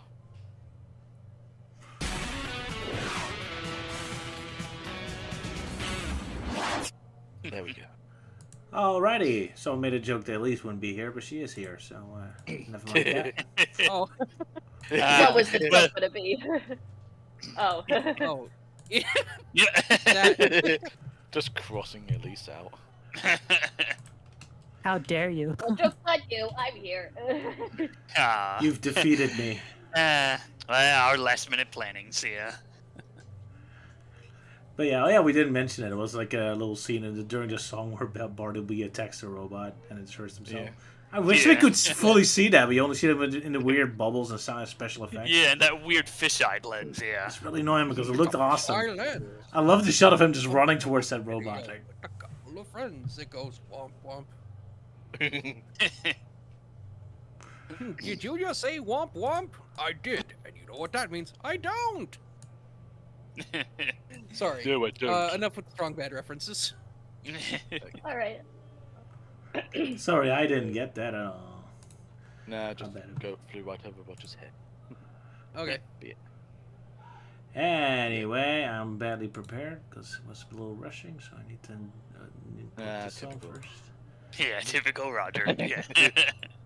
Yeah, I'm yeah. doing a The bad songs job are today. left in the live stream. Yeah, it's live stream planning, yeah. Sorry, Always but that picture of Bartleby on the right with the giant hand, that's funny for some reason. Yeah. Oh, my Howie. lovely hand. He hurt his hand by fighting the SWAT bot valiantly.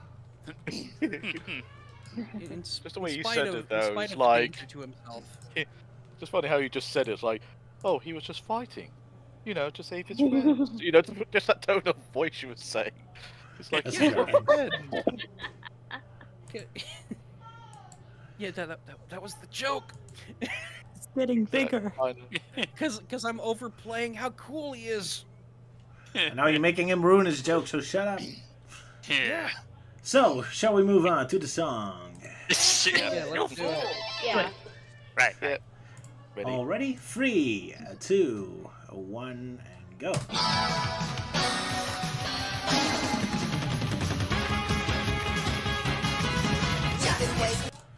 Sorry, I think something is going wrong. I am screwing up horribly as usual. Let's try that again. So I forgot to restart remove the again? song of last time.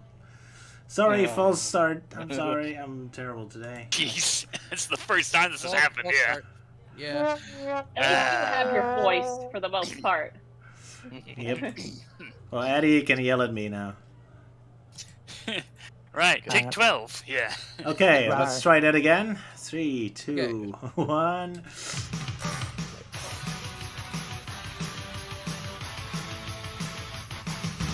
Justice calling, tyranny falling.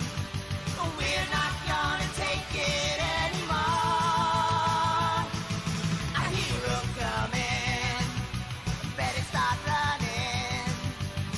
We're gonna even up the score.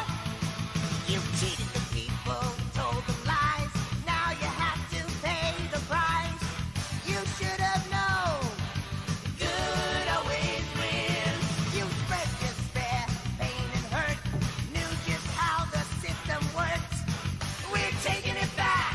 Time to give it up, my friend. Justice calling, tyranny falling. We're not gonna take it anymore. Oh, hero coming. Better start running. We're gonna even up the score. Justice calling. There we go, our battle song. Pretty epic. Oh yeah. Yeah. Alrighty then, who shall begin? Let's begin with, Sala, this is your episode. yes. Yep. So I tried to think of any reason to not give it a 5. And I couldn't. This song has been stuck in my head since I realized we were covering this episode this week. So it has been stuck in my head for 2 weeks now. Because I remember this song vividly. It's real good. And it's just one of the many reasons I love this episode. This song is a banger. I love it. 5 out of 5, easy. I mean, it's justice calling, so just like a phone ring, it gets stuck in your head, I guess. Luke, your thoughts? Oh, that should be my ringtone. Yeah, it should. Oh, that'd be cool. Yeah. Am I next? Yes, Yeah. you are next, sir. Yeah, it's definitely a 5. I love the SNES style sound front, and the song is just what their way of saying "fuck you, Robotnik." Just straight up, F you, fatty. Hey, I take offense to that. I'm evil calm like down, Robotnik. Roger. You're not fat. I'm big-boned, indeed. Yeah. No, you're just festively plump. Fair enough. Let's go with that. I'm Santa Claus. I'm just fluffy. Oh Yeah. no. I'm Santa Claus, yes. Anyway, Elise, what are your thoughts? I will also give it a 5. There we go. Yeah, it's a banger for sure. The lyrics are great. The song is also really great. I would elaborate further, but You have to be careful for Yeah. your voice. Yeah. Your poor voice. Then leave it yeah. up to Well, us. also, I'm getting a bit heady, so I'm just gonna say a lot of what Sala and Luke said. I pretty much agree with. So yeah, Alright. just to keep it short and sweet and to the point, I give it a 5. Nice. Sounds good. Euan, what are your thoughts, good sir? Yeah, I think I'll be giving it a 5. Well, I shouldn't be saying giving it a 5. I should give it 5 Bartleby's punching a SWAT bot out of 5. There we go. Because I've got to keep track of all the silly moments that are happening during the music video. Yeah. But yeah, it's definitely an enjoyable sort of like banger of a tune. And I just can't really find any fault with it. I enjoyed it, and that's why I gave it 5 Bartleby's punching a SWAT bot out of 5. Very well, so it shall be done. Yeah, I think I'll also give it a 5. I always have a sweet spot for action songs, like let's kick some ass songs, and this is definitely one. Sounds good. The retro style good is great. Has a bit of a metal flavor to it, and the visuals are funny. My only complaint is that we never get a good shot of Bartleby running towards the SWAT bot to attack him. That was a great shot, but we only see it very tiny. It's very disappointing. Shame on you animators. On that, awesome. Melty, your thoughts? Alright, everyone. Oh god, now I'm the one put on trial. Yes, it's your trial now. Last time it was Luke, now it's... okay, there's a bit of a story for this one. So, okay, Whoa. so... Settle down, kids. Story time. Hey, let me... Okay, so at first, I was thinking of giving it a 3 at, like, first listen. But then, like, okay, I'll bump it up to a 4 because, Bartleby's into it. But then after the second listening, I'm like, you know what? Yeah, I really like it. Let's, yeah, I'd give it a 5 as well. It's, like, I guess the one negative thing I might think of is the song's kind of wasted because I feel like this would be the perfect song for, like, the final episode. Like, yes, the council's, like, reunited. They're finally taking down Robotnik, and this is, like, their big anthem to, fighting off Robotnik and defeating him once and for all. Yeah. Yes. Yeah. So yeah, absolutely. definitely a big 5, and of course So, a yeah, nice bonus in seeing Bartleby actually trying to fight for once, even if he didn't Where's do. Luke's icon? Yeah. We're all just looking at Melty at this point. It's like, well, Except for Melty, Luke. We gotta put Luke's icon in there. Where is he? Yeah. Luke's Yeah. in the corner. But yeah, our 4th, Yeah. Wait, why'd you give me a 4? I said 5. I said top. I said like the 4th song to be given the highest score. So No, I think he's. Excellent! Yeah, he used my Roger 4 icon. Oh yeah, I see. I think he's doing it just for the sake of a joke. Yeah. yeah, Don't worry, people. I gave it a 5. So. yeah. All right, our fourth perfect score. Yay, another perfect score. So we got like what Hooray 3 for peer competitors pressure. now. Now put that shotgun away, Sala. And Okay. the final one just looks much Yeah, better don't over make me there. pull my bow out. I may be sick, but I'm still a good shot. But wait, All right. Addy, what do you? Well, think? Yes, Score. Eddie. Well, you're One gonna have to to. You'd have to point that shotgun at me because honestly, thank God that you didn't count my score because I'd give it a 3. Ooh. Ooh, bring it. Just points my Sala, just puts put my forehead the up to the gun barrel. away. Put the gun away. I am warning you. Do it. Yeah, it just didn't speak to me. Sorry. Oh, yes. Oh well. Yeah, quick, give Sonya one of those crystal thingies to blast at Addy. Okay. And a quick addy. Okay, pal. Right between the eyes. Right You got between the the guts? eyes.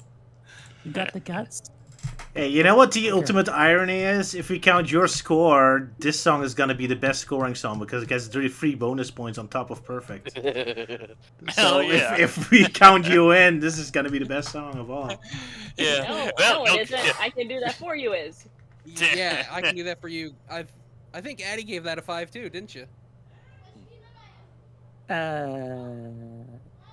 The song I can do that for Sure.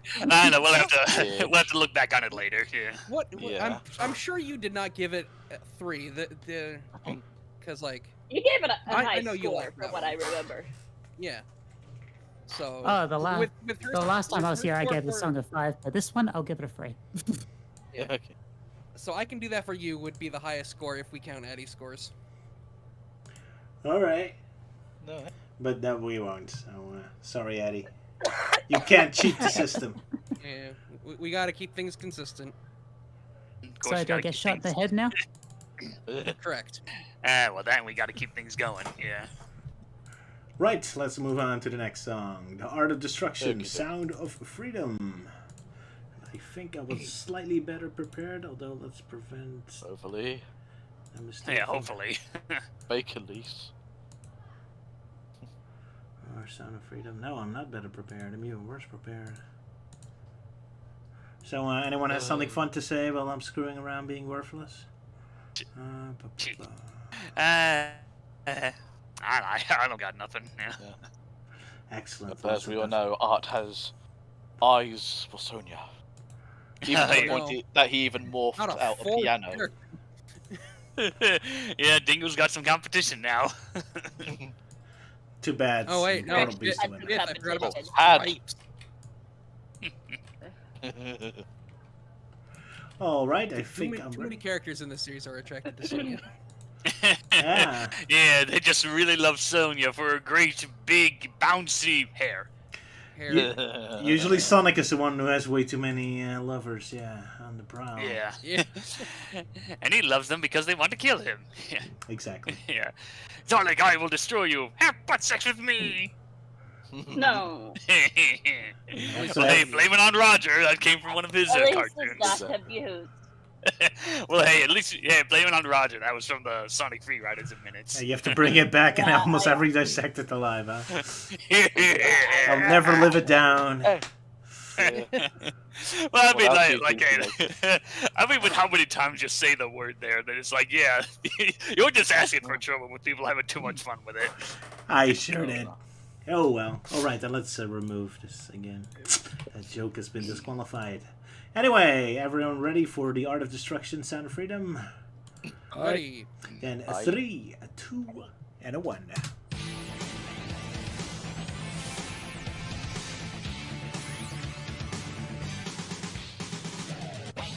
What's going down? That's the sound of freedom. Check out this thing we found. That's the sound of freedom. We have battled with our backs to the wall. We have struggled to win freedom for us all. We have lost so many friends. It's important that we win. Won't you join us, everybody? Hear the call. 'Cause together we can get our freedom back. Do not falter, we must go on the attack. Oh, freedom is the prize. Keep it shining in your eyes. We won't bend, we won't even cry. Wake up to what's going down. That's the sound of freedom. Check out this thing we found. That's the sound of freedom. Freedom. Wake up to what's going down. That's the sound of freedom.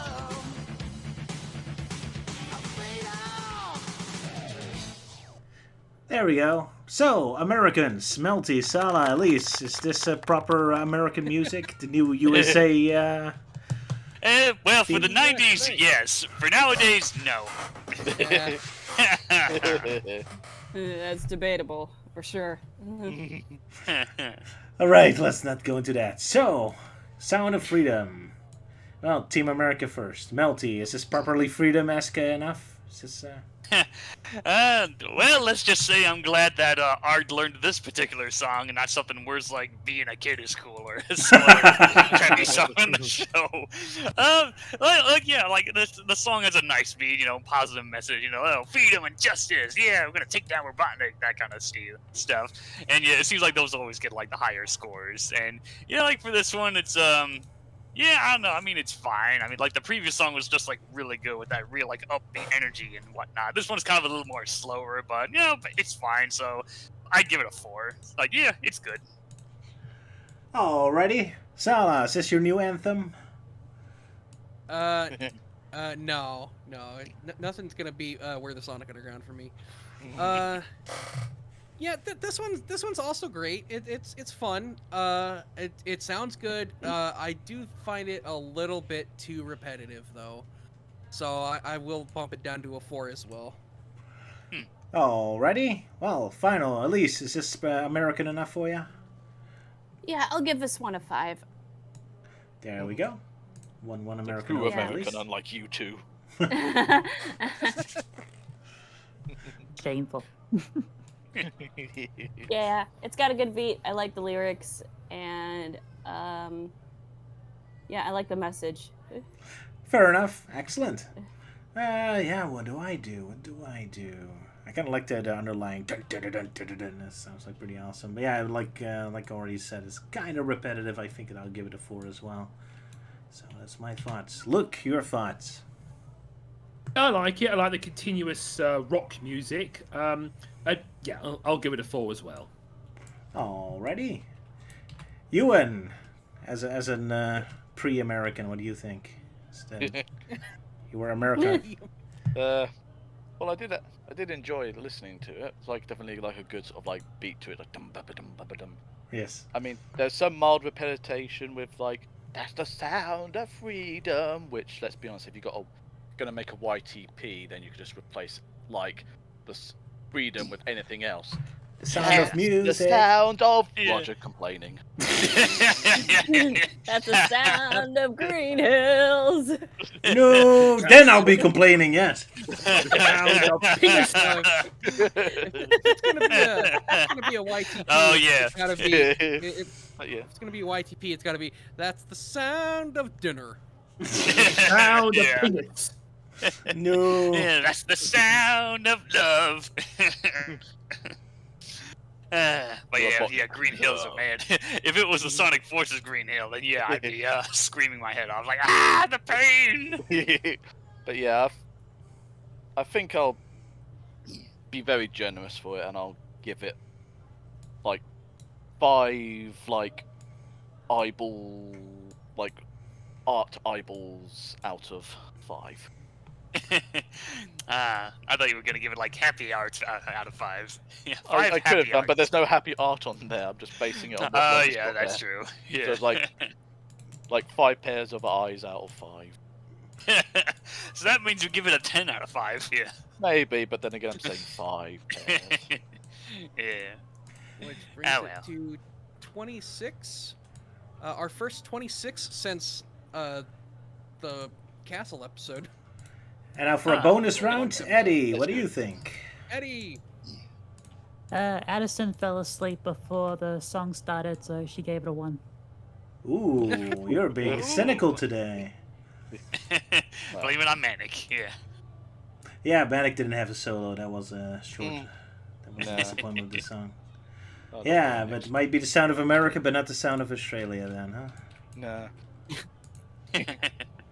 Not enough beer. Yeah, just didn't speak to me. Alright, guess that could happen. Don't have enough freedom in Australia. Apparently. Too much freedom in Australia. Too much open space. And too many kangaroos bouncing around, yeah. Yeah, it's scavengers. Alrighty, then I guess it's time for Sonic Boom. Going back to yeah. the Aren't comics. we? Sonic Boom. Yeah, and I think this is probably where I'm gonna take my leave. All right. Well, thank you for joining despite your Wonderful. sickness.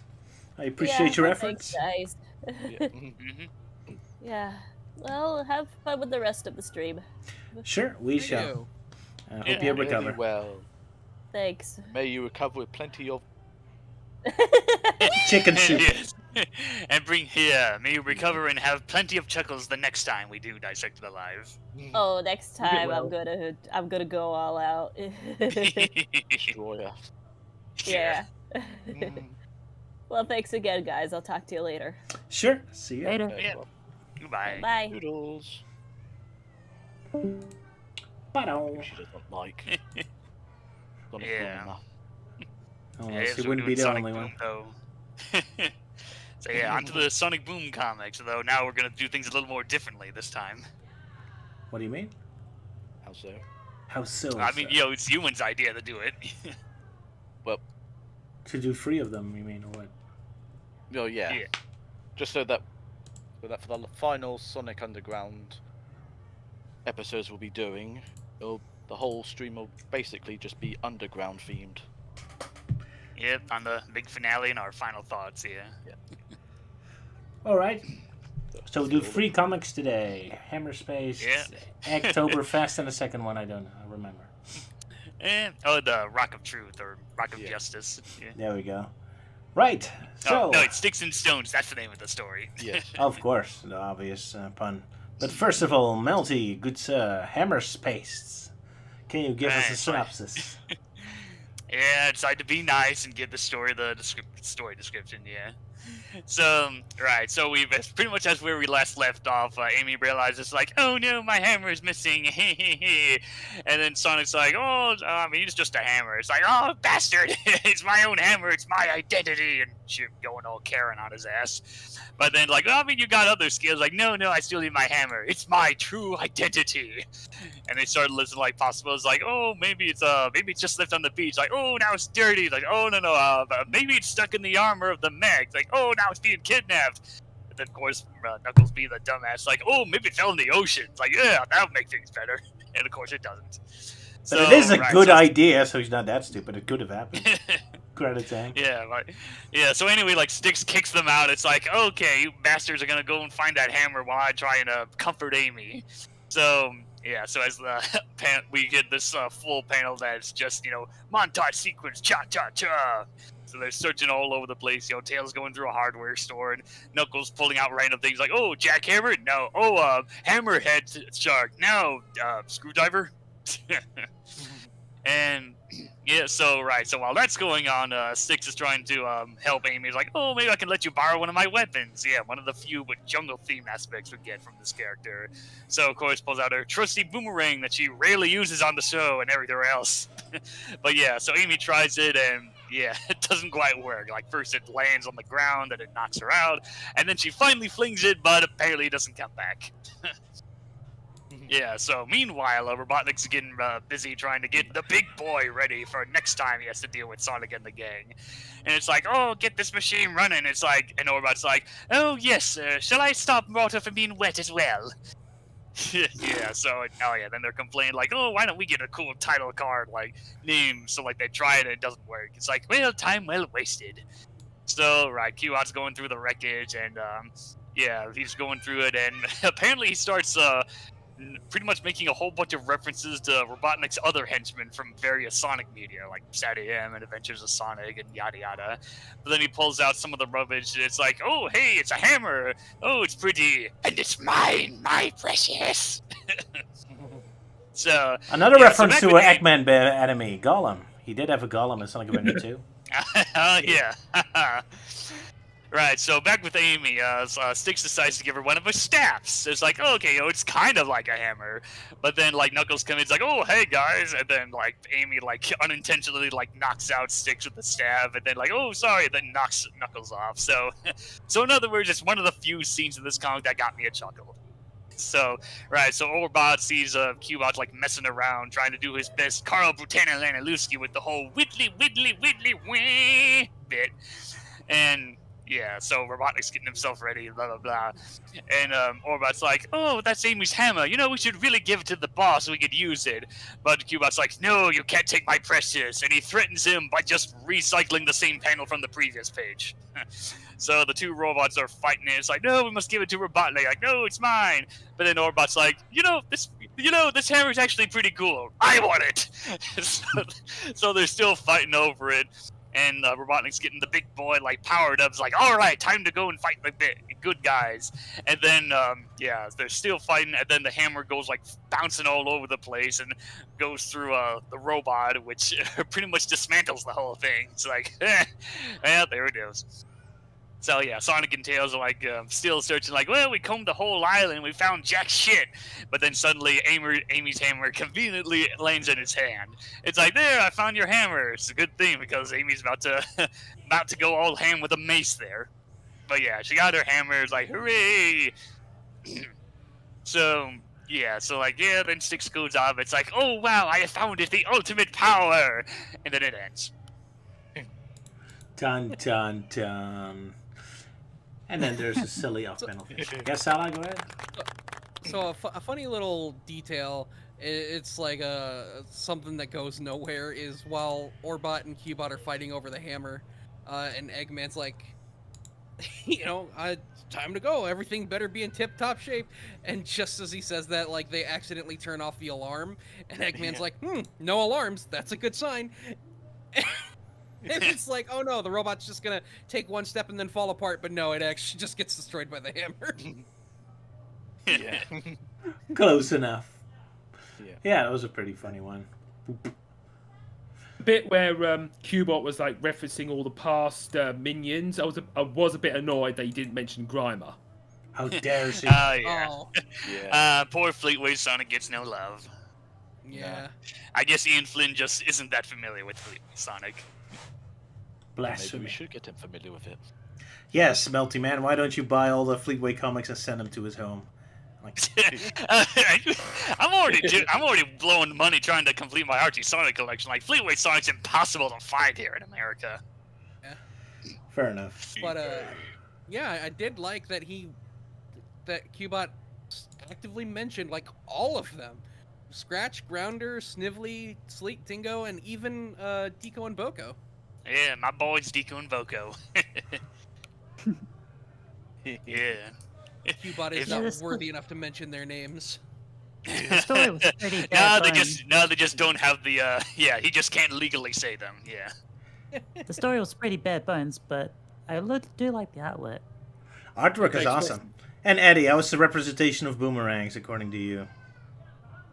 Well, it didn't come back, so it's not authentic. Yeah. Well, it did come back the second time she threw, so just well, yeah, it the ran out of artwork- batteries, I guess. They did do the right thing of going to an open space. That's where boomerangs work best.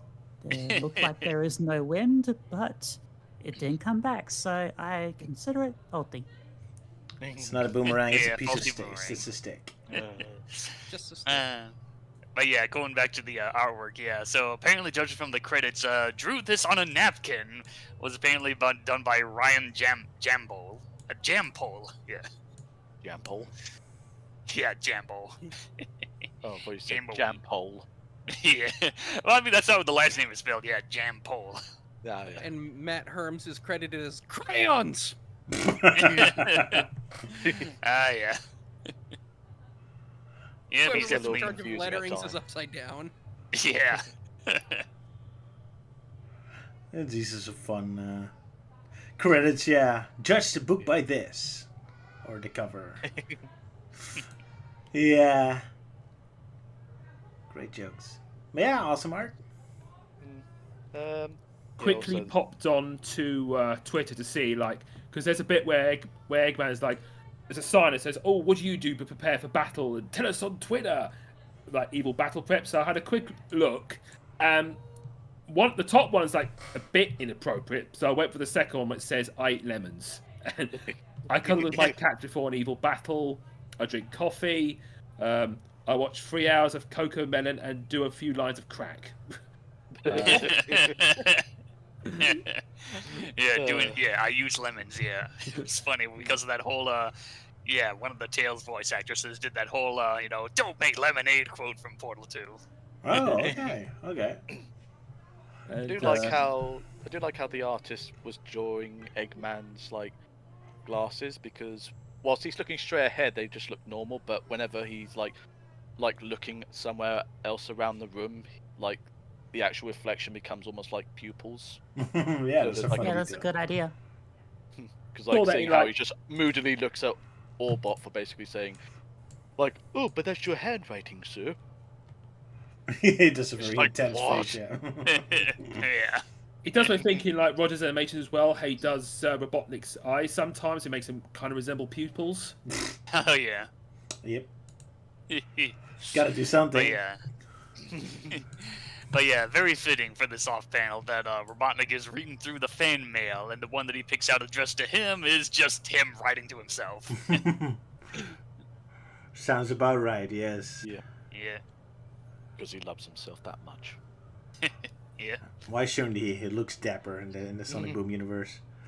Yeah, got that Hayao Miyazaki look to him. I always love that design, yeah. Too bad it's wasted on this show, but oh well. Yeah, real shame, yeah. Yeah, anything else? Pretty straightforward. It's kind of amusing to see Amy say that her entire personality and identity depends on her hammer, since I was always kind of wondering what her identity even was at Sonic Boom. So I guess I got my answer this one. Her entire... Yeah, go ahead. Can't you just summon a new one? Oh yeah, I guess she doesn't have that ability here. No hammer space here. But yeah, it's kind of ironic.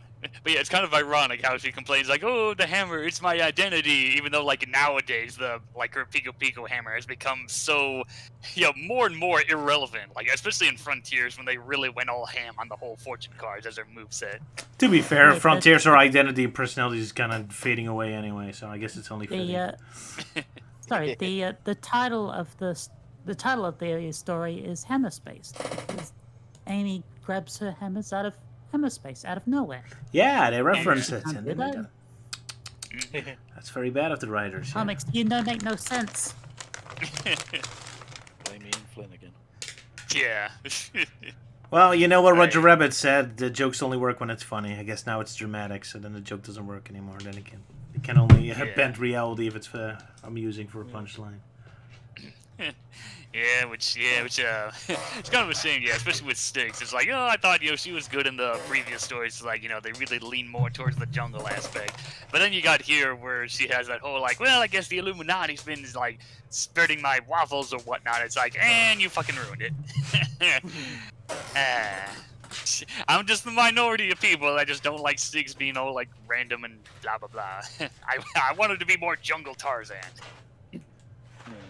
Oh, well. Well, let's see if she redeems herself in the next issue. Indeed, because next time it's her time. Oh yeah, it's her moment. Yeah. Oh boy. So, are we going there, Sticks and Stones, or is there something left to be said about this one? Well, I love the bit when Amy's constantly shaking Sonic with it. Yeah. The hammer is my life. It's my identity. It's everything. All the while Sonic's just like... These are great expressions, yeah. Oh yeah, I just realized that whole shaking Sonic thing, they really just reused that same pose just with minor edits to the mouth and the hand, Whatever saves time. Yeah.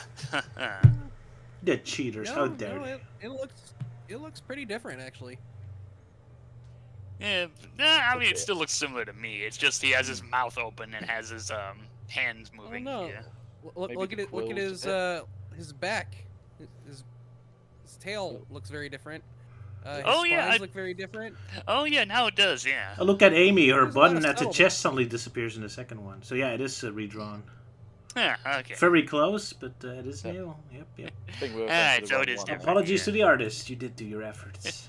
Good jobs. Yeah. Though still doesn't excuse them from recycling that same Cubot panel twice. It was too perfect. He just loves it so much. It's like, why try and change perfection?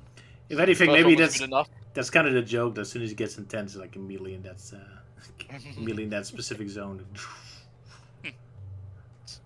Oh well. All right. And all the while, Everyone, Eggman's what's just your getting what's your favorite onomatopoeia from this one? Because they all Oh yes. they almost they do all start with "cur" again. yeah. My favorite is the cuckoo clock going cuckoo cuckoo. Let's see. It'll be like during the montage sequence goes like montage sequence, cha cha cha, montage sequence, la la la. Yeah, I guess my favorite onomatopoeia is near the end where the hammer is flying and it's going curve. I just noticed Cubot hitting the road with a rubber chicken is going squeaking. Yeah. Squeaky squeak squeaking. Curse sweep is also nice, but I kind of wish the hammer wah sound also had a cur. That's a missed opportunity. Like that. Yep. Yeah, I think curse sweep is my favorite. Curse sweep is pretty good. Yeah, not too sure which one. I think I was just getting Cur, to that point of life. Cur clutch. Yeah. Can we have something else that isn't cur? I'll get used to it because every onomatopoeia is gonna start with a cur. No, not in the next issue. Alright. How dare they? They've got their own running gag. Shame on them. Can't beat a good cuckoo crash. The cuckoo crash. Cuckoo crash. Alrighty. Go. So, let's go on with Sticks and Stones. Stones. And who's May break my responsible? bones. They Yep, might. I'm doing this one. Sir The words Euan. will hurt forever. Yeah, but I'll do my absolute best not to be as long as I was last time. Because I've still got to try and get used to writing longer stories like this. Alrighty. Oh, don't worry too much about it. Just giving a little friendly just warning. do. Or you could just do like what I do and just bum rush it. Improvise. No thanks. I don't want to bum rush it. Not with you, anyway. Good thing Elise isn't there. Yeah. Good. Yeah. She No, wouldn't be she'd be amused. re-listening to it. It's like, oh god, what the hell's going on? I'd leave and they all start throwing innuendos at each other again. But yeah. Sticks and Stones. The story starts out where Dr. Robotnik piloting the rebuilt Big Boy mech crashes through the trees calling out for Sonic, Tails, Knuckles and Amy, whom are eating and drinking. But due to how loud Eggman was, Sonic fires his chili-covered sausage into the air, Amy dropping her salad, and Knuckles spitting out his drink on Tails. Eggman yells at the group that he's been waiting at the beach for their battle for over an hour, with Sonic apologizing that they forgot. Eggman is disheartened by this before letting out an angry outburst that he went as far as sending them birthday cards, which Sonic reminding him they were bombs and Amy's was a week late. Eggman, not interested in details, fires a barrage of missiles where Sonic effortlessly dodges them whilst Amy and Knuckles manage to deflect some of them whilst Tails gets splashed and covered with food. They regroup and are ready to fight back while we get our first cameo appearance of Thaddeus Beaver and Comedy Chimp. The group start their attack on the big... however it's pronounced, I don't really care too much about Thaddeus Beaver. The Pollock Beaver, whatever. Bullet target.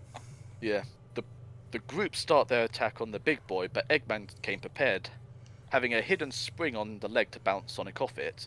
Tails getting shot at by anti-air guns, Amy getting shooed away by Astro Boy inspired machine gun machine gun, and Knuckles armed with a parasol gets stepped on again.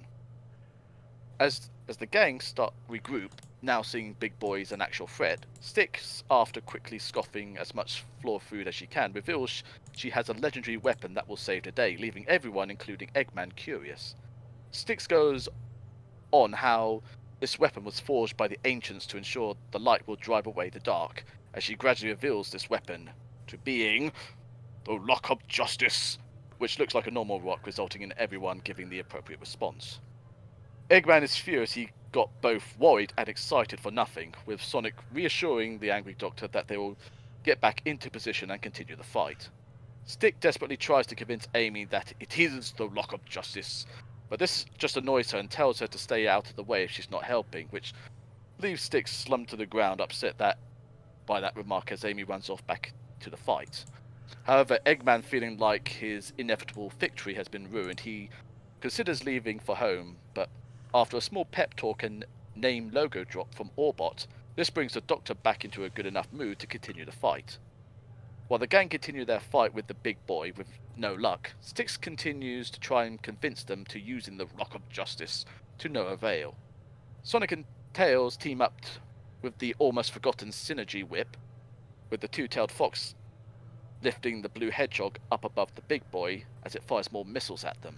Sonic bounces off the missiles towards the cockpit of the mech, only to be stopped by the big boy's large slingshot that sends the blue hedgehog flying. Amy and Knuckles team up, with the red echidna grabbing the pink hedgehog's legs, spinning fast in the spot and throwing her towards the big boy, but gets repelled away by the mech's inbuilt tennis racket. Styx, having enough of this, throws the Rock of Justice in the two-page spread resembling the James Bond gun barrel, as the rock narrowly missing the guys, bouncing off everything and getting into the big boy a few times, smashing stuff before hitting the mech's atomic-powered heart, which explodes, causing the big boy's armor to expand and buckle before it just looks as though there's not as much damage done, as the mech looms over the 5 animal buddies, only for the big boy to fall to pieces, leaving Eggman on a hover pad and Orbot and Cubot clinging to it. The distraught Eggman says that he had the anti-hammer armor installed on the inside, but Orbot points out that the armor isn't rock-proof. The Rock of Justice lands back by Styx's feet, which he proudly states it is the Rock of Justice, a very hot Rock of Justice. Eggman angrily vows that he will be back and that they haven't heard the last of him, but immediately flees when he sees Styx holding the rock. The gang apologize and thanks Styx for saving them with the Rock of Justice. However, Styx realizes the rock has lost all its power from saving them, leaving the others to mourn and salute the rock with Styx, thanking it for everything. After a tearful wake, Styx returns back to her home, telling the rock it was an honor to have served with her, before cheerfully throwing the rock into the pile of other Rocks of Justice, along with some cinder blocks and a magic 8-ball. Meanwhile, back at Eggman's base, he grumbles that he spent 4 issues on the big boy for nothing, with Orbot mentioning it was better to have built and lost than never to have built at all. Eggman agrees while stating the world is a stage and he is the star. He then pulls a blue piece of cloth away while dropping one of the most iconic lines to reveal to Cubot and Orbot his next creation. What is it? Find out next issue. Of this. Dun dun dun. Dun, dun, dun, dun, dun. Alrighty, get a load of this indeed. And then we get a silly off panel with Styx and Amy. Yeah. Oh yeah, I think could be the last one. Yeah, it is. It's obviously them just trying to heavily promote people just to like send in artwork or letters. Of course, like Amy's like, oh hey guys, if you want to tell us more about stuff, make sure to send letters in at, and then Styx just barges in saying, no don't, or else they will find us. Like, who's they? You know, them. They keep spying on us. And Amy says, well, I know it's risky to give out addresses, but how else are they going to send artwork to us? Like, no, I don't want them to send artwork. It will steal my very soul. And then Amy just drops, like, all the ways you can send messages to them, and then she's like, ooh, hey, maybe they can send in some surveillance footage of that creep that keeps coming by my house every day except Sundays and bank holidays. And Amy's like, oh, you mean the mailman? It's like, he's up to something, I know he is. Dun dun dun. A reminder to the audience that Styx is a conspiracy nut. Yeah. Yep. To the annoyance of Melty Man. So I take it back. It's the issue after this where stupid goes back me. to normal. Yeah, I was about to say, because we have Kerping and Kerklang and Kerflee and Kerspin. Yeah. You had the And mic of on course, mute the whole time. The best one, Curtennis. Kertennis. Yeah. Kerfuck. Tennis and then Right. So I was trying to say with whole off-panel thing. Yeah, I mean it's fine. It's more the send us blah blah blah blah blah. But yeah, I think this is the last time we'll be getting at least this kind of length of an off-panel, because like next time that's when we'll really start seeing the fan art, and the off-panels are going to be back to the more traditional 4-panel gag strips. Alrighty. True.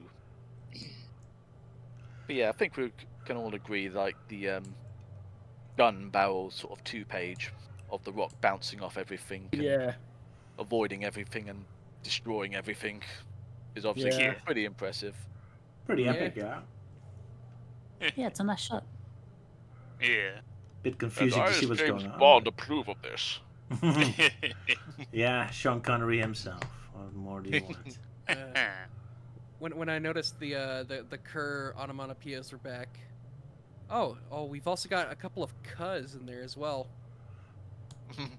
Oh yeah. I think that's happened in like the first issue too with the ka. So it's Kerr and ka for the onomatopoeias. But I'd like that when the big boy's launching off all those missiles at Sonic and Tails, one of them, the kerfui is backwards. A few of them are backwards. Yeah. Oh yeah, I see it. Let's just mirror it. No one will notice. Mirror it. It's probably a joke. Even Eggman's like, details, the missile's going to details. the left. That's what goes in the umbrella. Just him trying to be like, oh, I got a weapon too. Yeah. Yeah, it's like I've come prepared. You know, it's like in the comics when they have like an umbrella off and they just get smashed anyway. Yeah. Yeah. With Knuckles, it works. But it's quite surprising that the power cell actually did work in deflecting a missile, because it literally just bounced off it. Yeah, so not too bad. It doesn't work on the foot, but for the missile it works, so not bad. But yeah, I'm kind of surprised it's the first time only the villagers show up, and only for a 1-panel cameo. Haven't really done much with them yet. Yeah. I suppose it's just still early days for them. Yeah, we'll definitely be seeing the villagers in the next issue. That is true. But yeah, I guess Ian Flynn wasn't familiar enough yet. Yeah, and their off-color designs. Yeah. It's interesting seeing Fastidious Beaver in this comic saying a line that doesn't start with "actually." Yeah. You do that voice good. Man seems to do this every day. Yeah, Sala can do that voice very good. Yeah. Very well. Sorry, Beaver.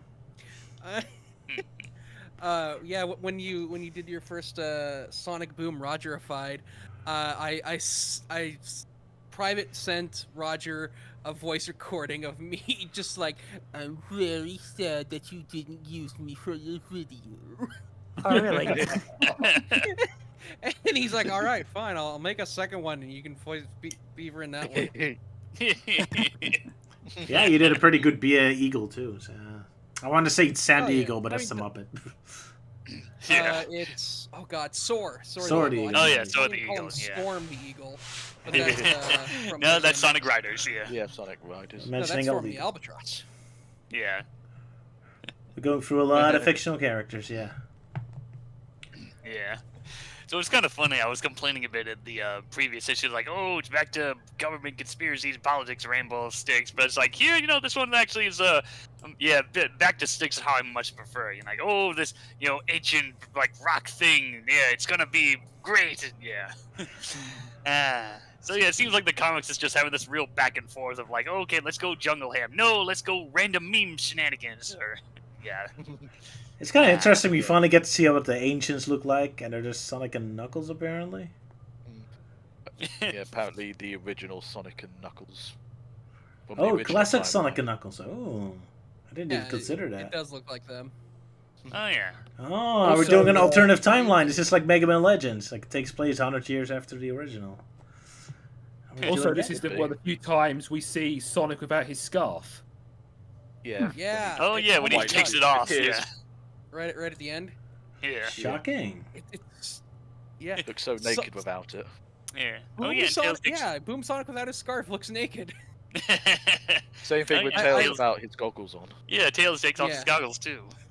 I've said it before, but like, a character that wears any kind of clothing regularly looks naked without it. It doesn't matter how little clothing it actually is.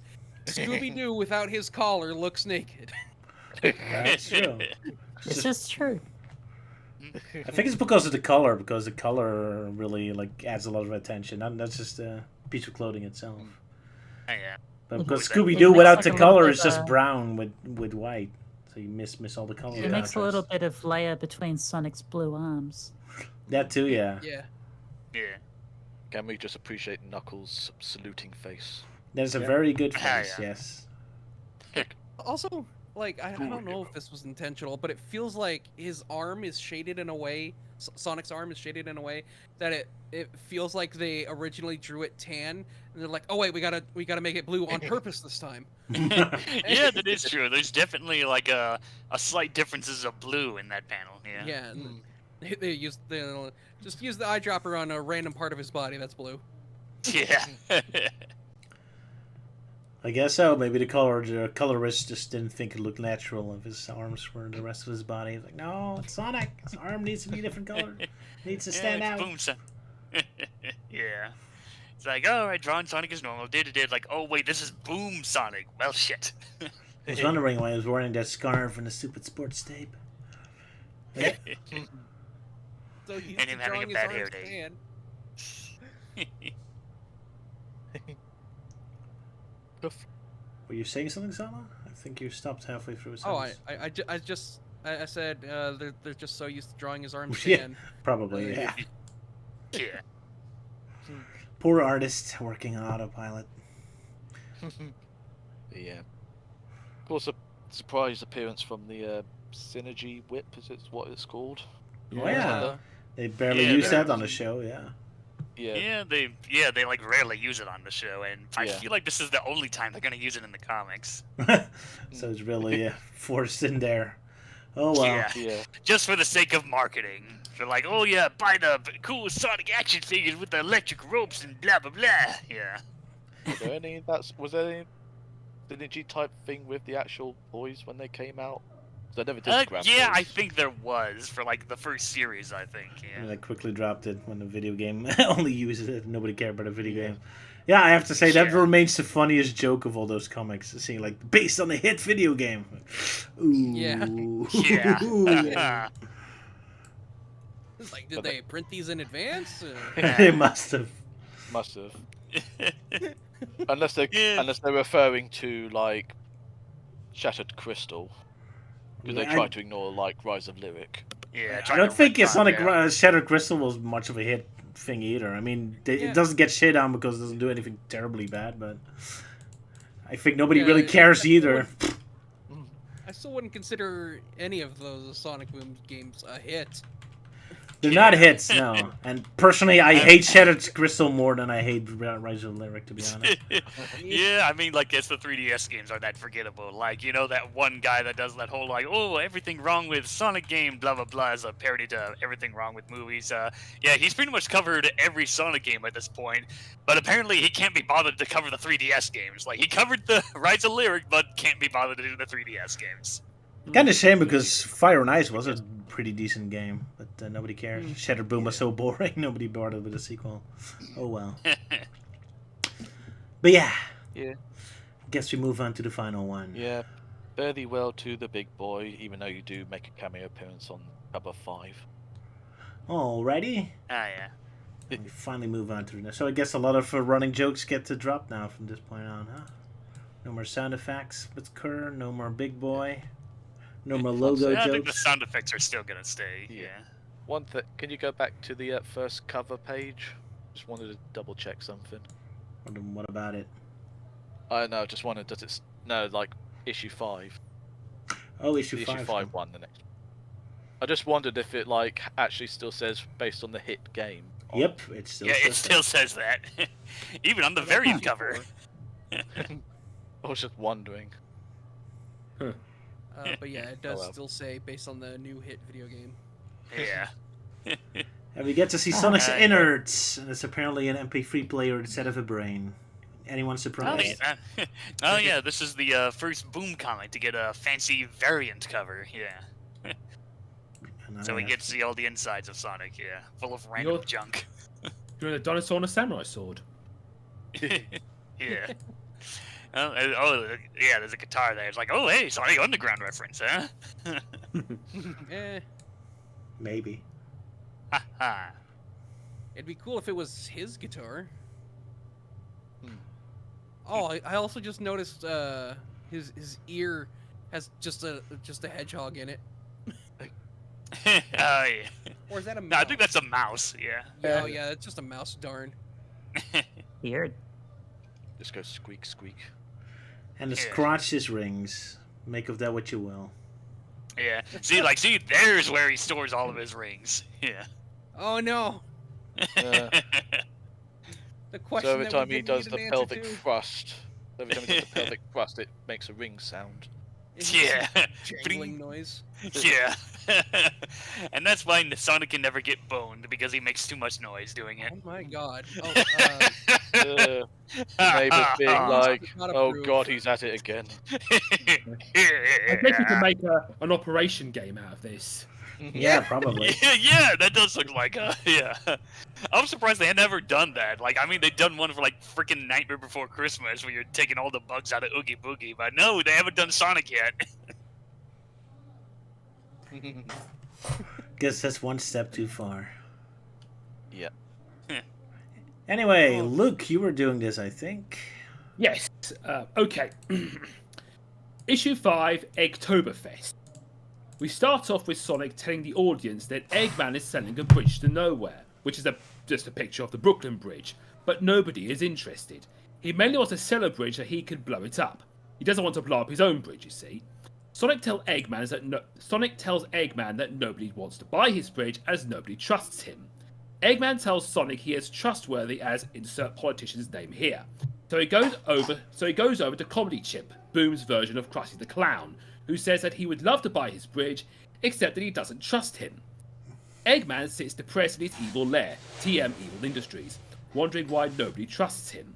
Cubot says that he's evil and has bad personal hygiene. Eggman plots to win the hearts of the people and take advantage of them. Orbot finds a book on how to win back the will of the people, but Eggman is annoyed he wasn't shown this at the top of the page. First, he tries to help an old man with his shopping, but he gets hit over the head with a cane. Then he tries to help an old lady cross the street, and gets hit over the head with a cane again. Then he tries to compliment Lady Walter's kid, but he gets accused of being a baby snatcher. At least she doesn't have a cane, but sadly he gets attacked by the old folks again. So Eggman tries the only thing left, gets his robots to attack Sonic, allowing the other 3 million So like the other 3,000,004 times that Eggman uses robot to attack Sonic, they always get destroyed, accompanied by a crash, a bam, and a generic third noise. Sonic's friends turn up as well, who destroy Eggman's robots as usual. Before Sonic could finish his triumphant speech, Eggman and the bots are already on their way home.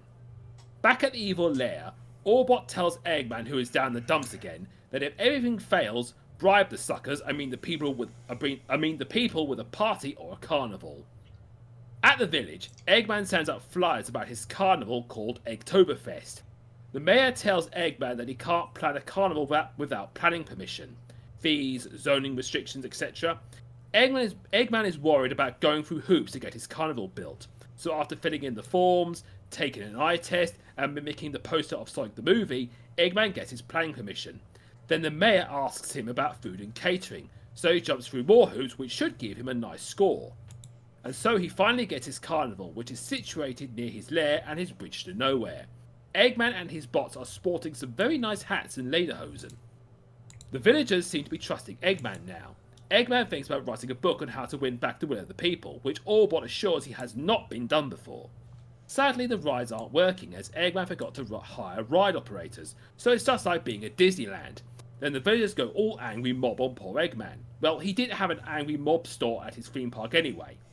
Eggman assures he will get the rides working, so he pleads the Sonic and friends to work with him, which is definitely not forced slave labour. Sonic decides to help for the good of the community. So Sonic and friends go to operate the rides, with Knuckles in catering and Sticks operating the ghost house. Sonic operates the roller coaster so fast they go through it in a nanosecond. Orbot teaches Knuckles about upselling, such as asking if they want fries with their order, and to make sure the ice cream machine is always broken. Lady Walrus asks for fries, so Knuckles asks if she wants fries with her fries. Styx's ghost house is too effective as she just spouts conspiracy theories. She thinks the government was behind it. Back at the lair, Eggman feels he has finally won the trust of the people and think they must be saying cool things about him, so he goes to listen in. But sadly, they think his carnival's a dump and he stinks as much as rotten eggs in someone's underwear.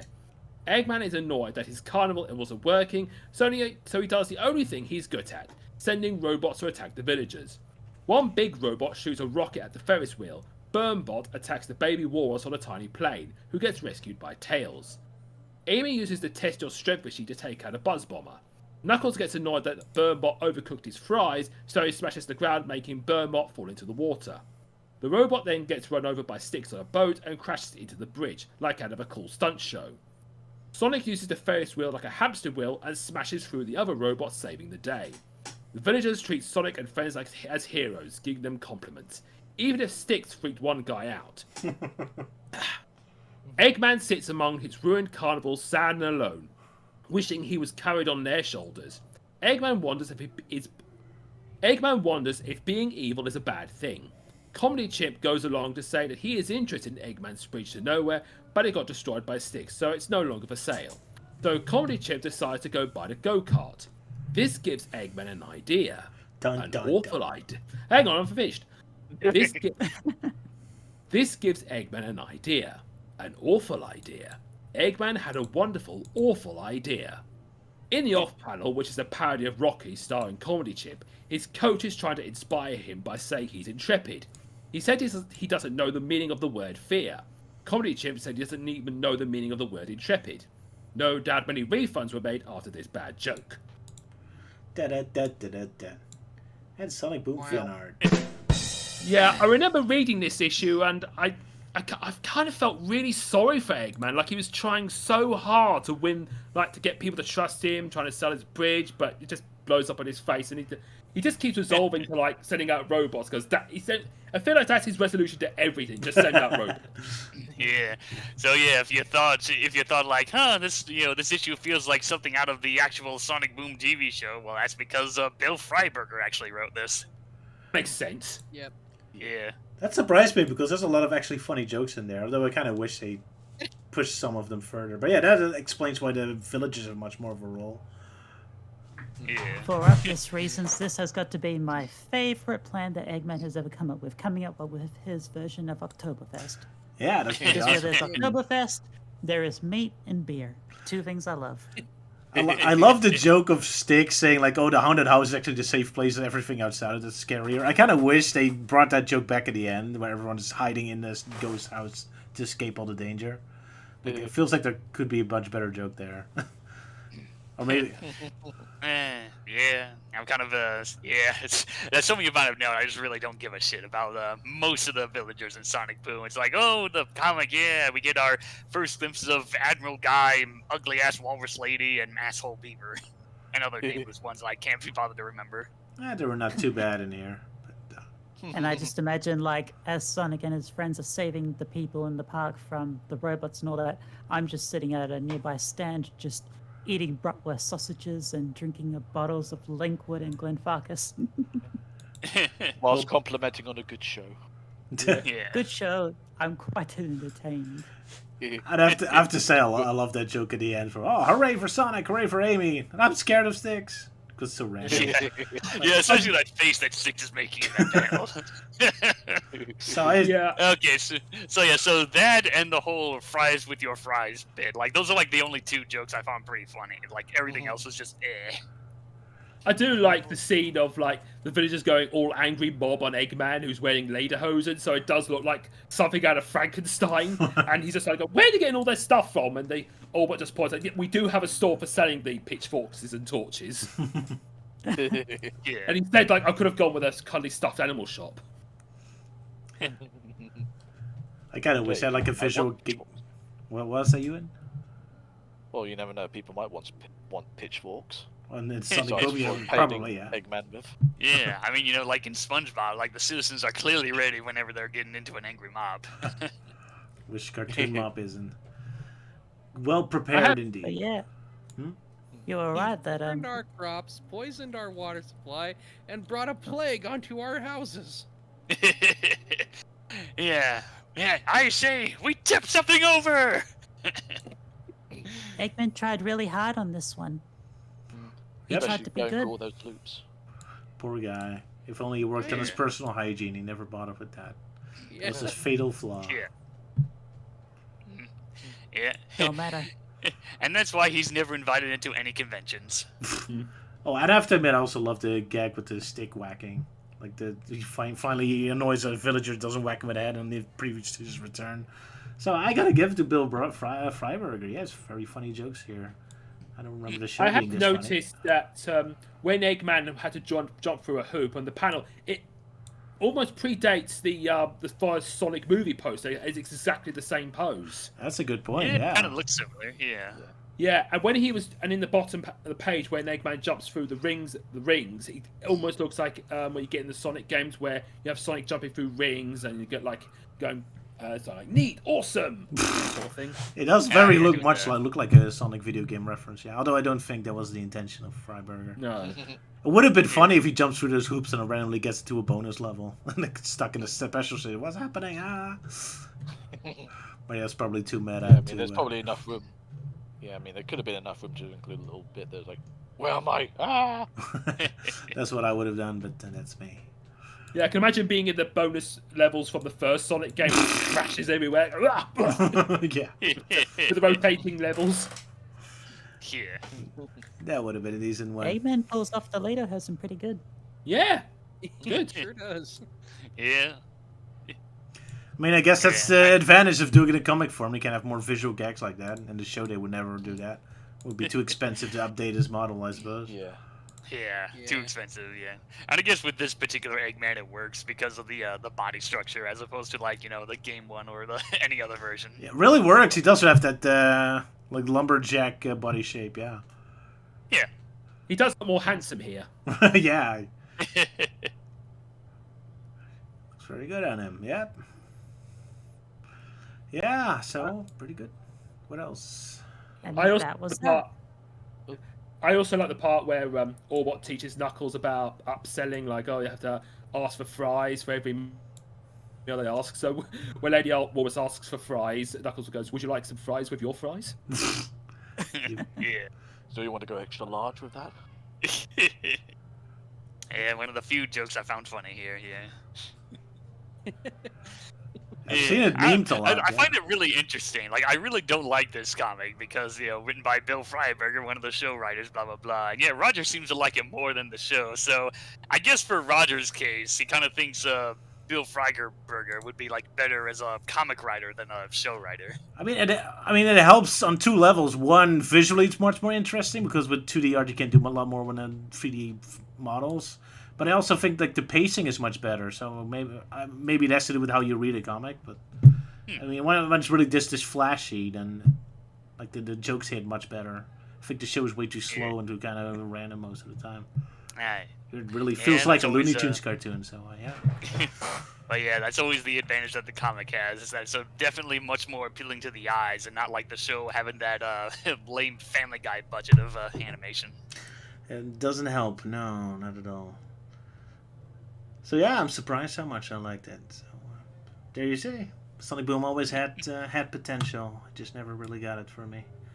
But, I got a little glimpse of it, what it could have been if it was a little funnier. Not restricted. Indeed. Yeah. Alrighty. And meanwhile, I'm just mourning in the corner, mourning the loss of Sonic Synergy. The original plan for Sonic Boom before Sega had to fuck up everything. Yeah, that's indeed a missed opportunity. I'm always curious what that would have been. Oh well. Yeah. And with that, that's pretty much all of it covered. Yeah, I think we're done with the stream. Yeah, because surprisingly, next stream we're going to be covering the last of the Sonic Boom comics. Yeah. Well, I wish you good luck on that one, guys.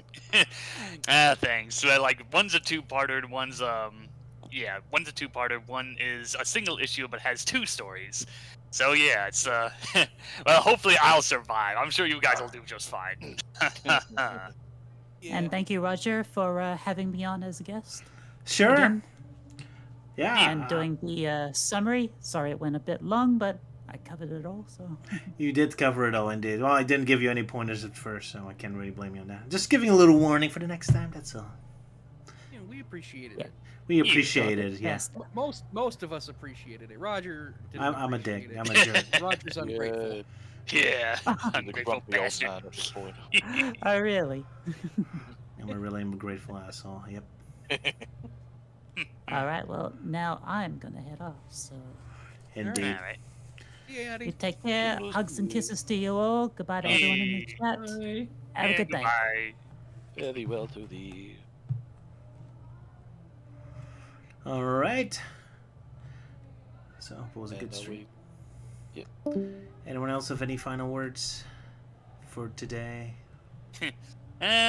All I can do is just self-plug in. It's like, oh yeah, next Archie Sonic Character Files episode I'm working on is gonna be covering 2 characters, Honey the Cat and Breezy the Hedgehog. So that's gonna be a lot of fun because I really loved Archie's take on Breezy. Alrighty, lovely lady week next time. Yes, Sala? Melty, do you have a spot for a brief history of Honey the Cat's origins? Yeah, I just finished the script, so yeah, I did briefly talk about like the characters based on the Fighting Vipers character and how she was scrapped in the original release of Sonic the Fighters and then got put back into the PS3 and 360 ports. Alrighty. Did you really think Melting Man would forget to mention an obscure fact? Yeah. Yeah, like, yeah, I may not be familiar with the Fighting Vipers series, but, like, yeah, I wanted to give it, like, brief mentioning. So I did at least watch a playthrough of Honey's gameplay in the first game, so at least I'm somewhat familiar. Yeah. Yeah, I only know it from Fighters Mega Mix on the Saturn myself. Never played standalone games. And I have Euan to thank for that, because he donated that game to me. Thank you, Euan. It's an awesome game. It's Euan. Yeah. Which game was that again? Sega Fighters Mega Mix or something, where for the fighter that and one. like the Sega's attempt of Smash Brothers, kind of, I guess. Yeah. Oh, yeah. Like, with the yeah, crazy wasn't that the character. game where, yeah, I think that was also the game where Bark and Bean were thrown in there for some reason. That's correct. As well as Because being he didn't have able the to right play for it Sonic when himself. Rally Ah. How does Sega not have the rights to Sonic? That Anyway. is a good question. I have no idea. Well, then again, that it's the like, one? yeah, the same deal with, you know, people think, like, oh, Sega doesn't have the rights to any other official Sonic media that went through their approval, you know, the shows, the comics, and yada yada, so... Sega's really I was bad about at to say- it. Yeah, go ahead, Solo. I was about to say, maybe they chose Bean and Bark because those characters were made specifically for a fighting game. But then I remembered that's they true. also included the car from Daytona, USA. So, Well, I guess the car's excuse was just more like a fun Easter egg character or something. Like, Yeah, one of those it- gag characters, you know? Yeah. Like the Iron Checkpoint Crate, who's clearly the best racer. yeah. Oh well. Chicken does not appreciate your blasphemy. Oh yeah, King Chicken. Yeah, like Penta Penguin, King Chicken, and Iron Checkpoint Crate. Yeah, Battle of the Title. Either way, thank you, Sala, for all your work with the thumbnail and all the other stuff, and thank the other guys for. It was my joining. pleasure. I felt I owed it to this episode in particular. I feel like I don't do enough for the streams anyway, so I went a little above and beyond this time. Thank you very much. Yeah, you did pretty good. Yeah. Thank you. So everyone Yeah. appreciate his hard work. And of course, thank you, Euan as well. Did a lot of Melting Man. All of you. Yeah. You've Yeah, gotta because be. next time I'm gonna be doing the thumbnail, so I'm definitely gonna have fun with that one. Oh boy. Yeah, I think you mentioned go-kart. Yeah, the two-parter that we're coming from one of the Sonic Boom comics. Yeah, it involves go-kart, so yeah, I'm really gonna go all ham with the go-kart theming. Sonic Boom Mario Hell Kart yeah. for 64, huh? Yeah, basically like everyone's gonna be in a go-kart. So like all the Sonic Boom characters and the Sonic Underground characters, and then I'll just throw in Crash Bandicoot in his CTR go-kart, and he's like, wait, I'm in the wrong race. All right. That's our Melty. Robotnik needs 2 carts. Looking forward to that. See y'all Yeah. next time. See you next time, folk. Yeah. Cheerio. Bye. Doodle pip.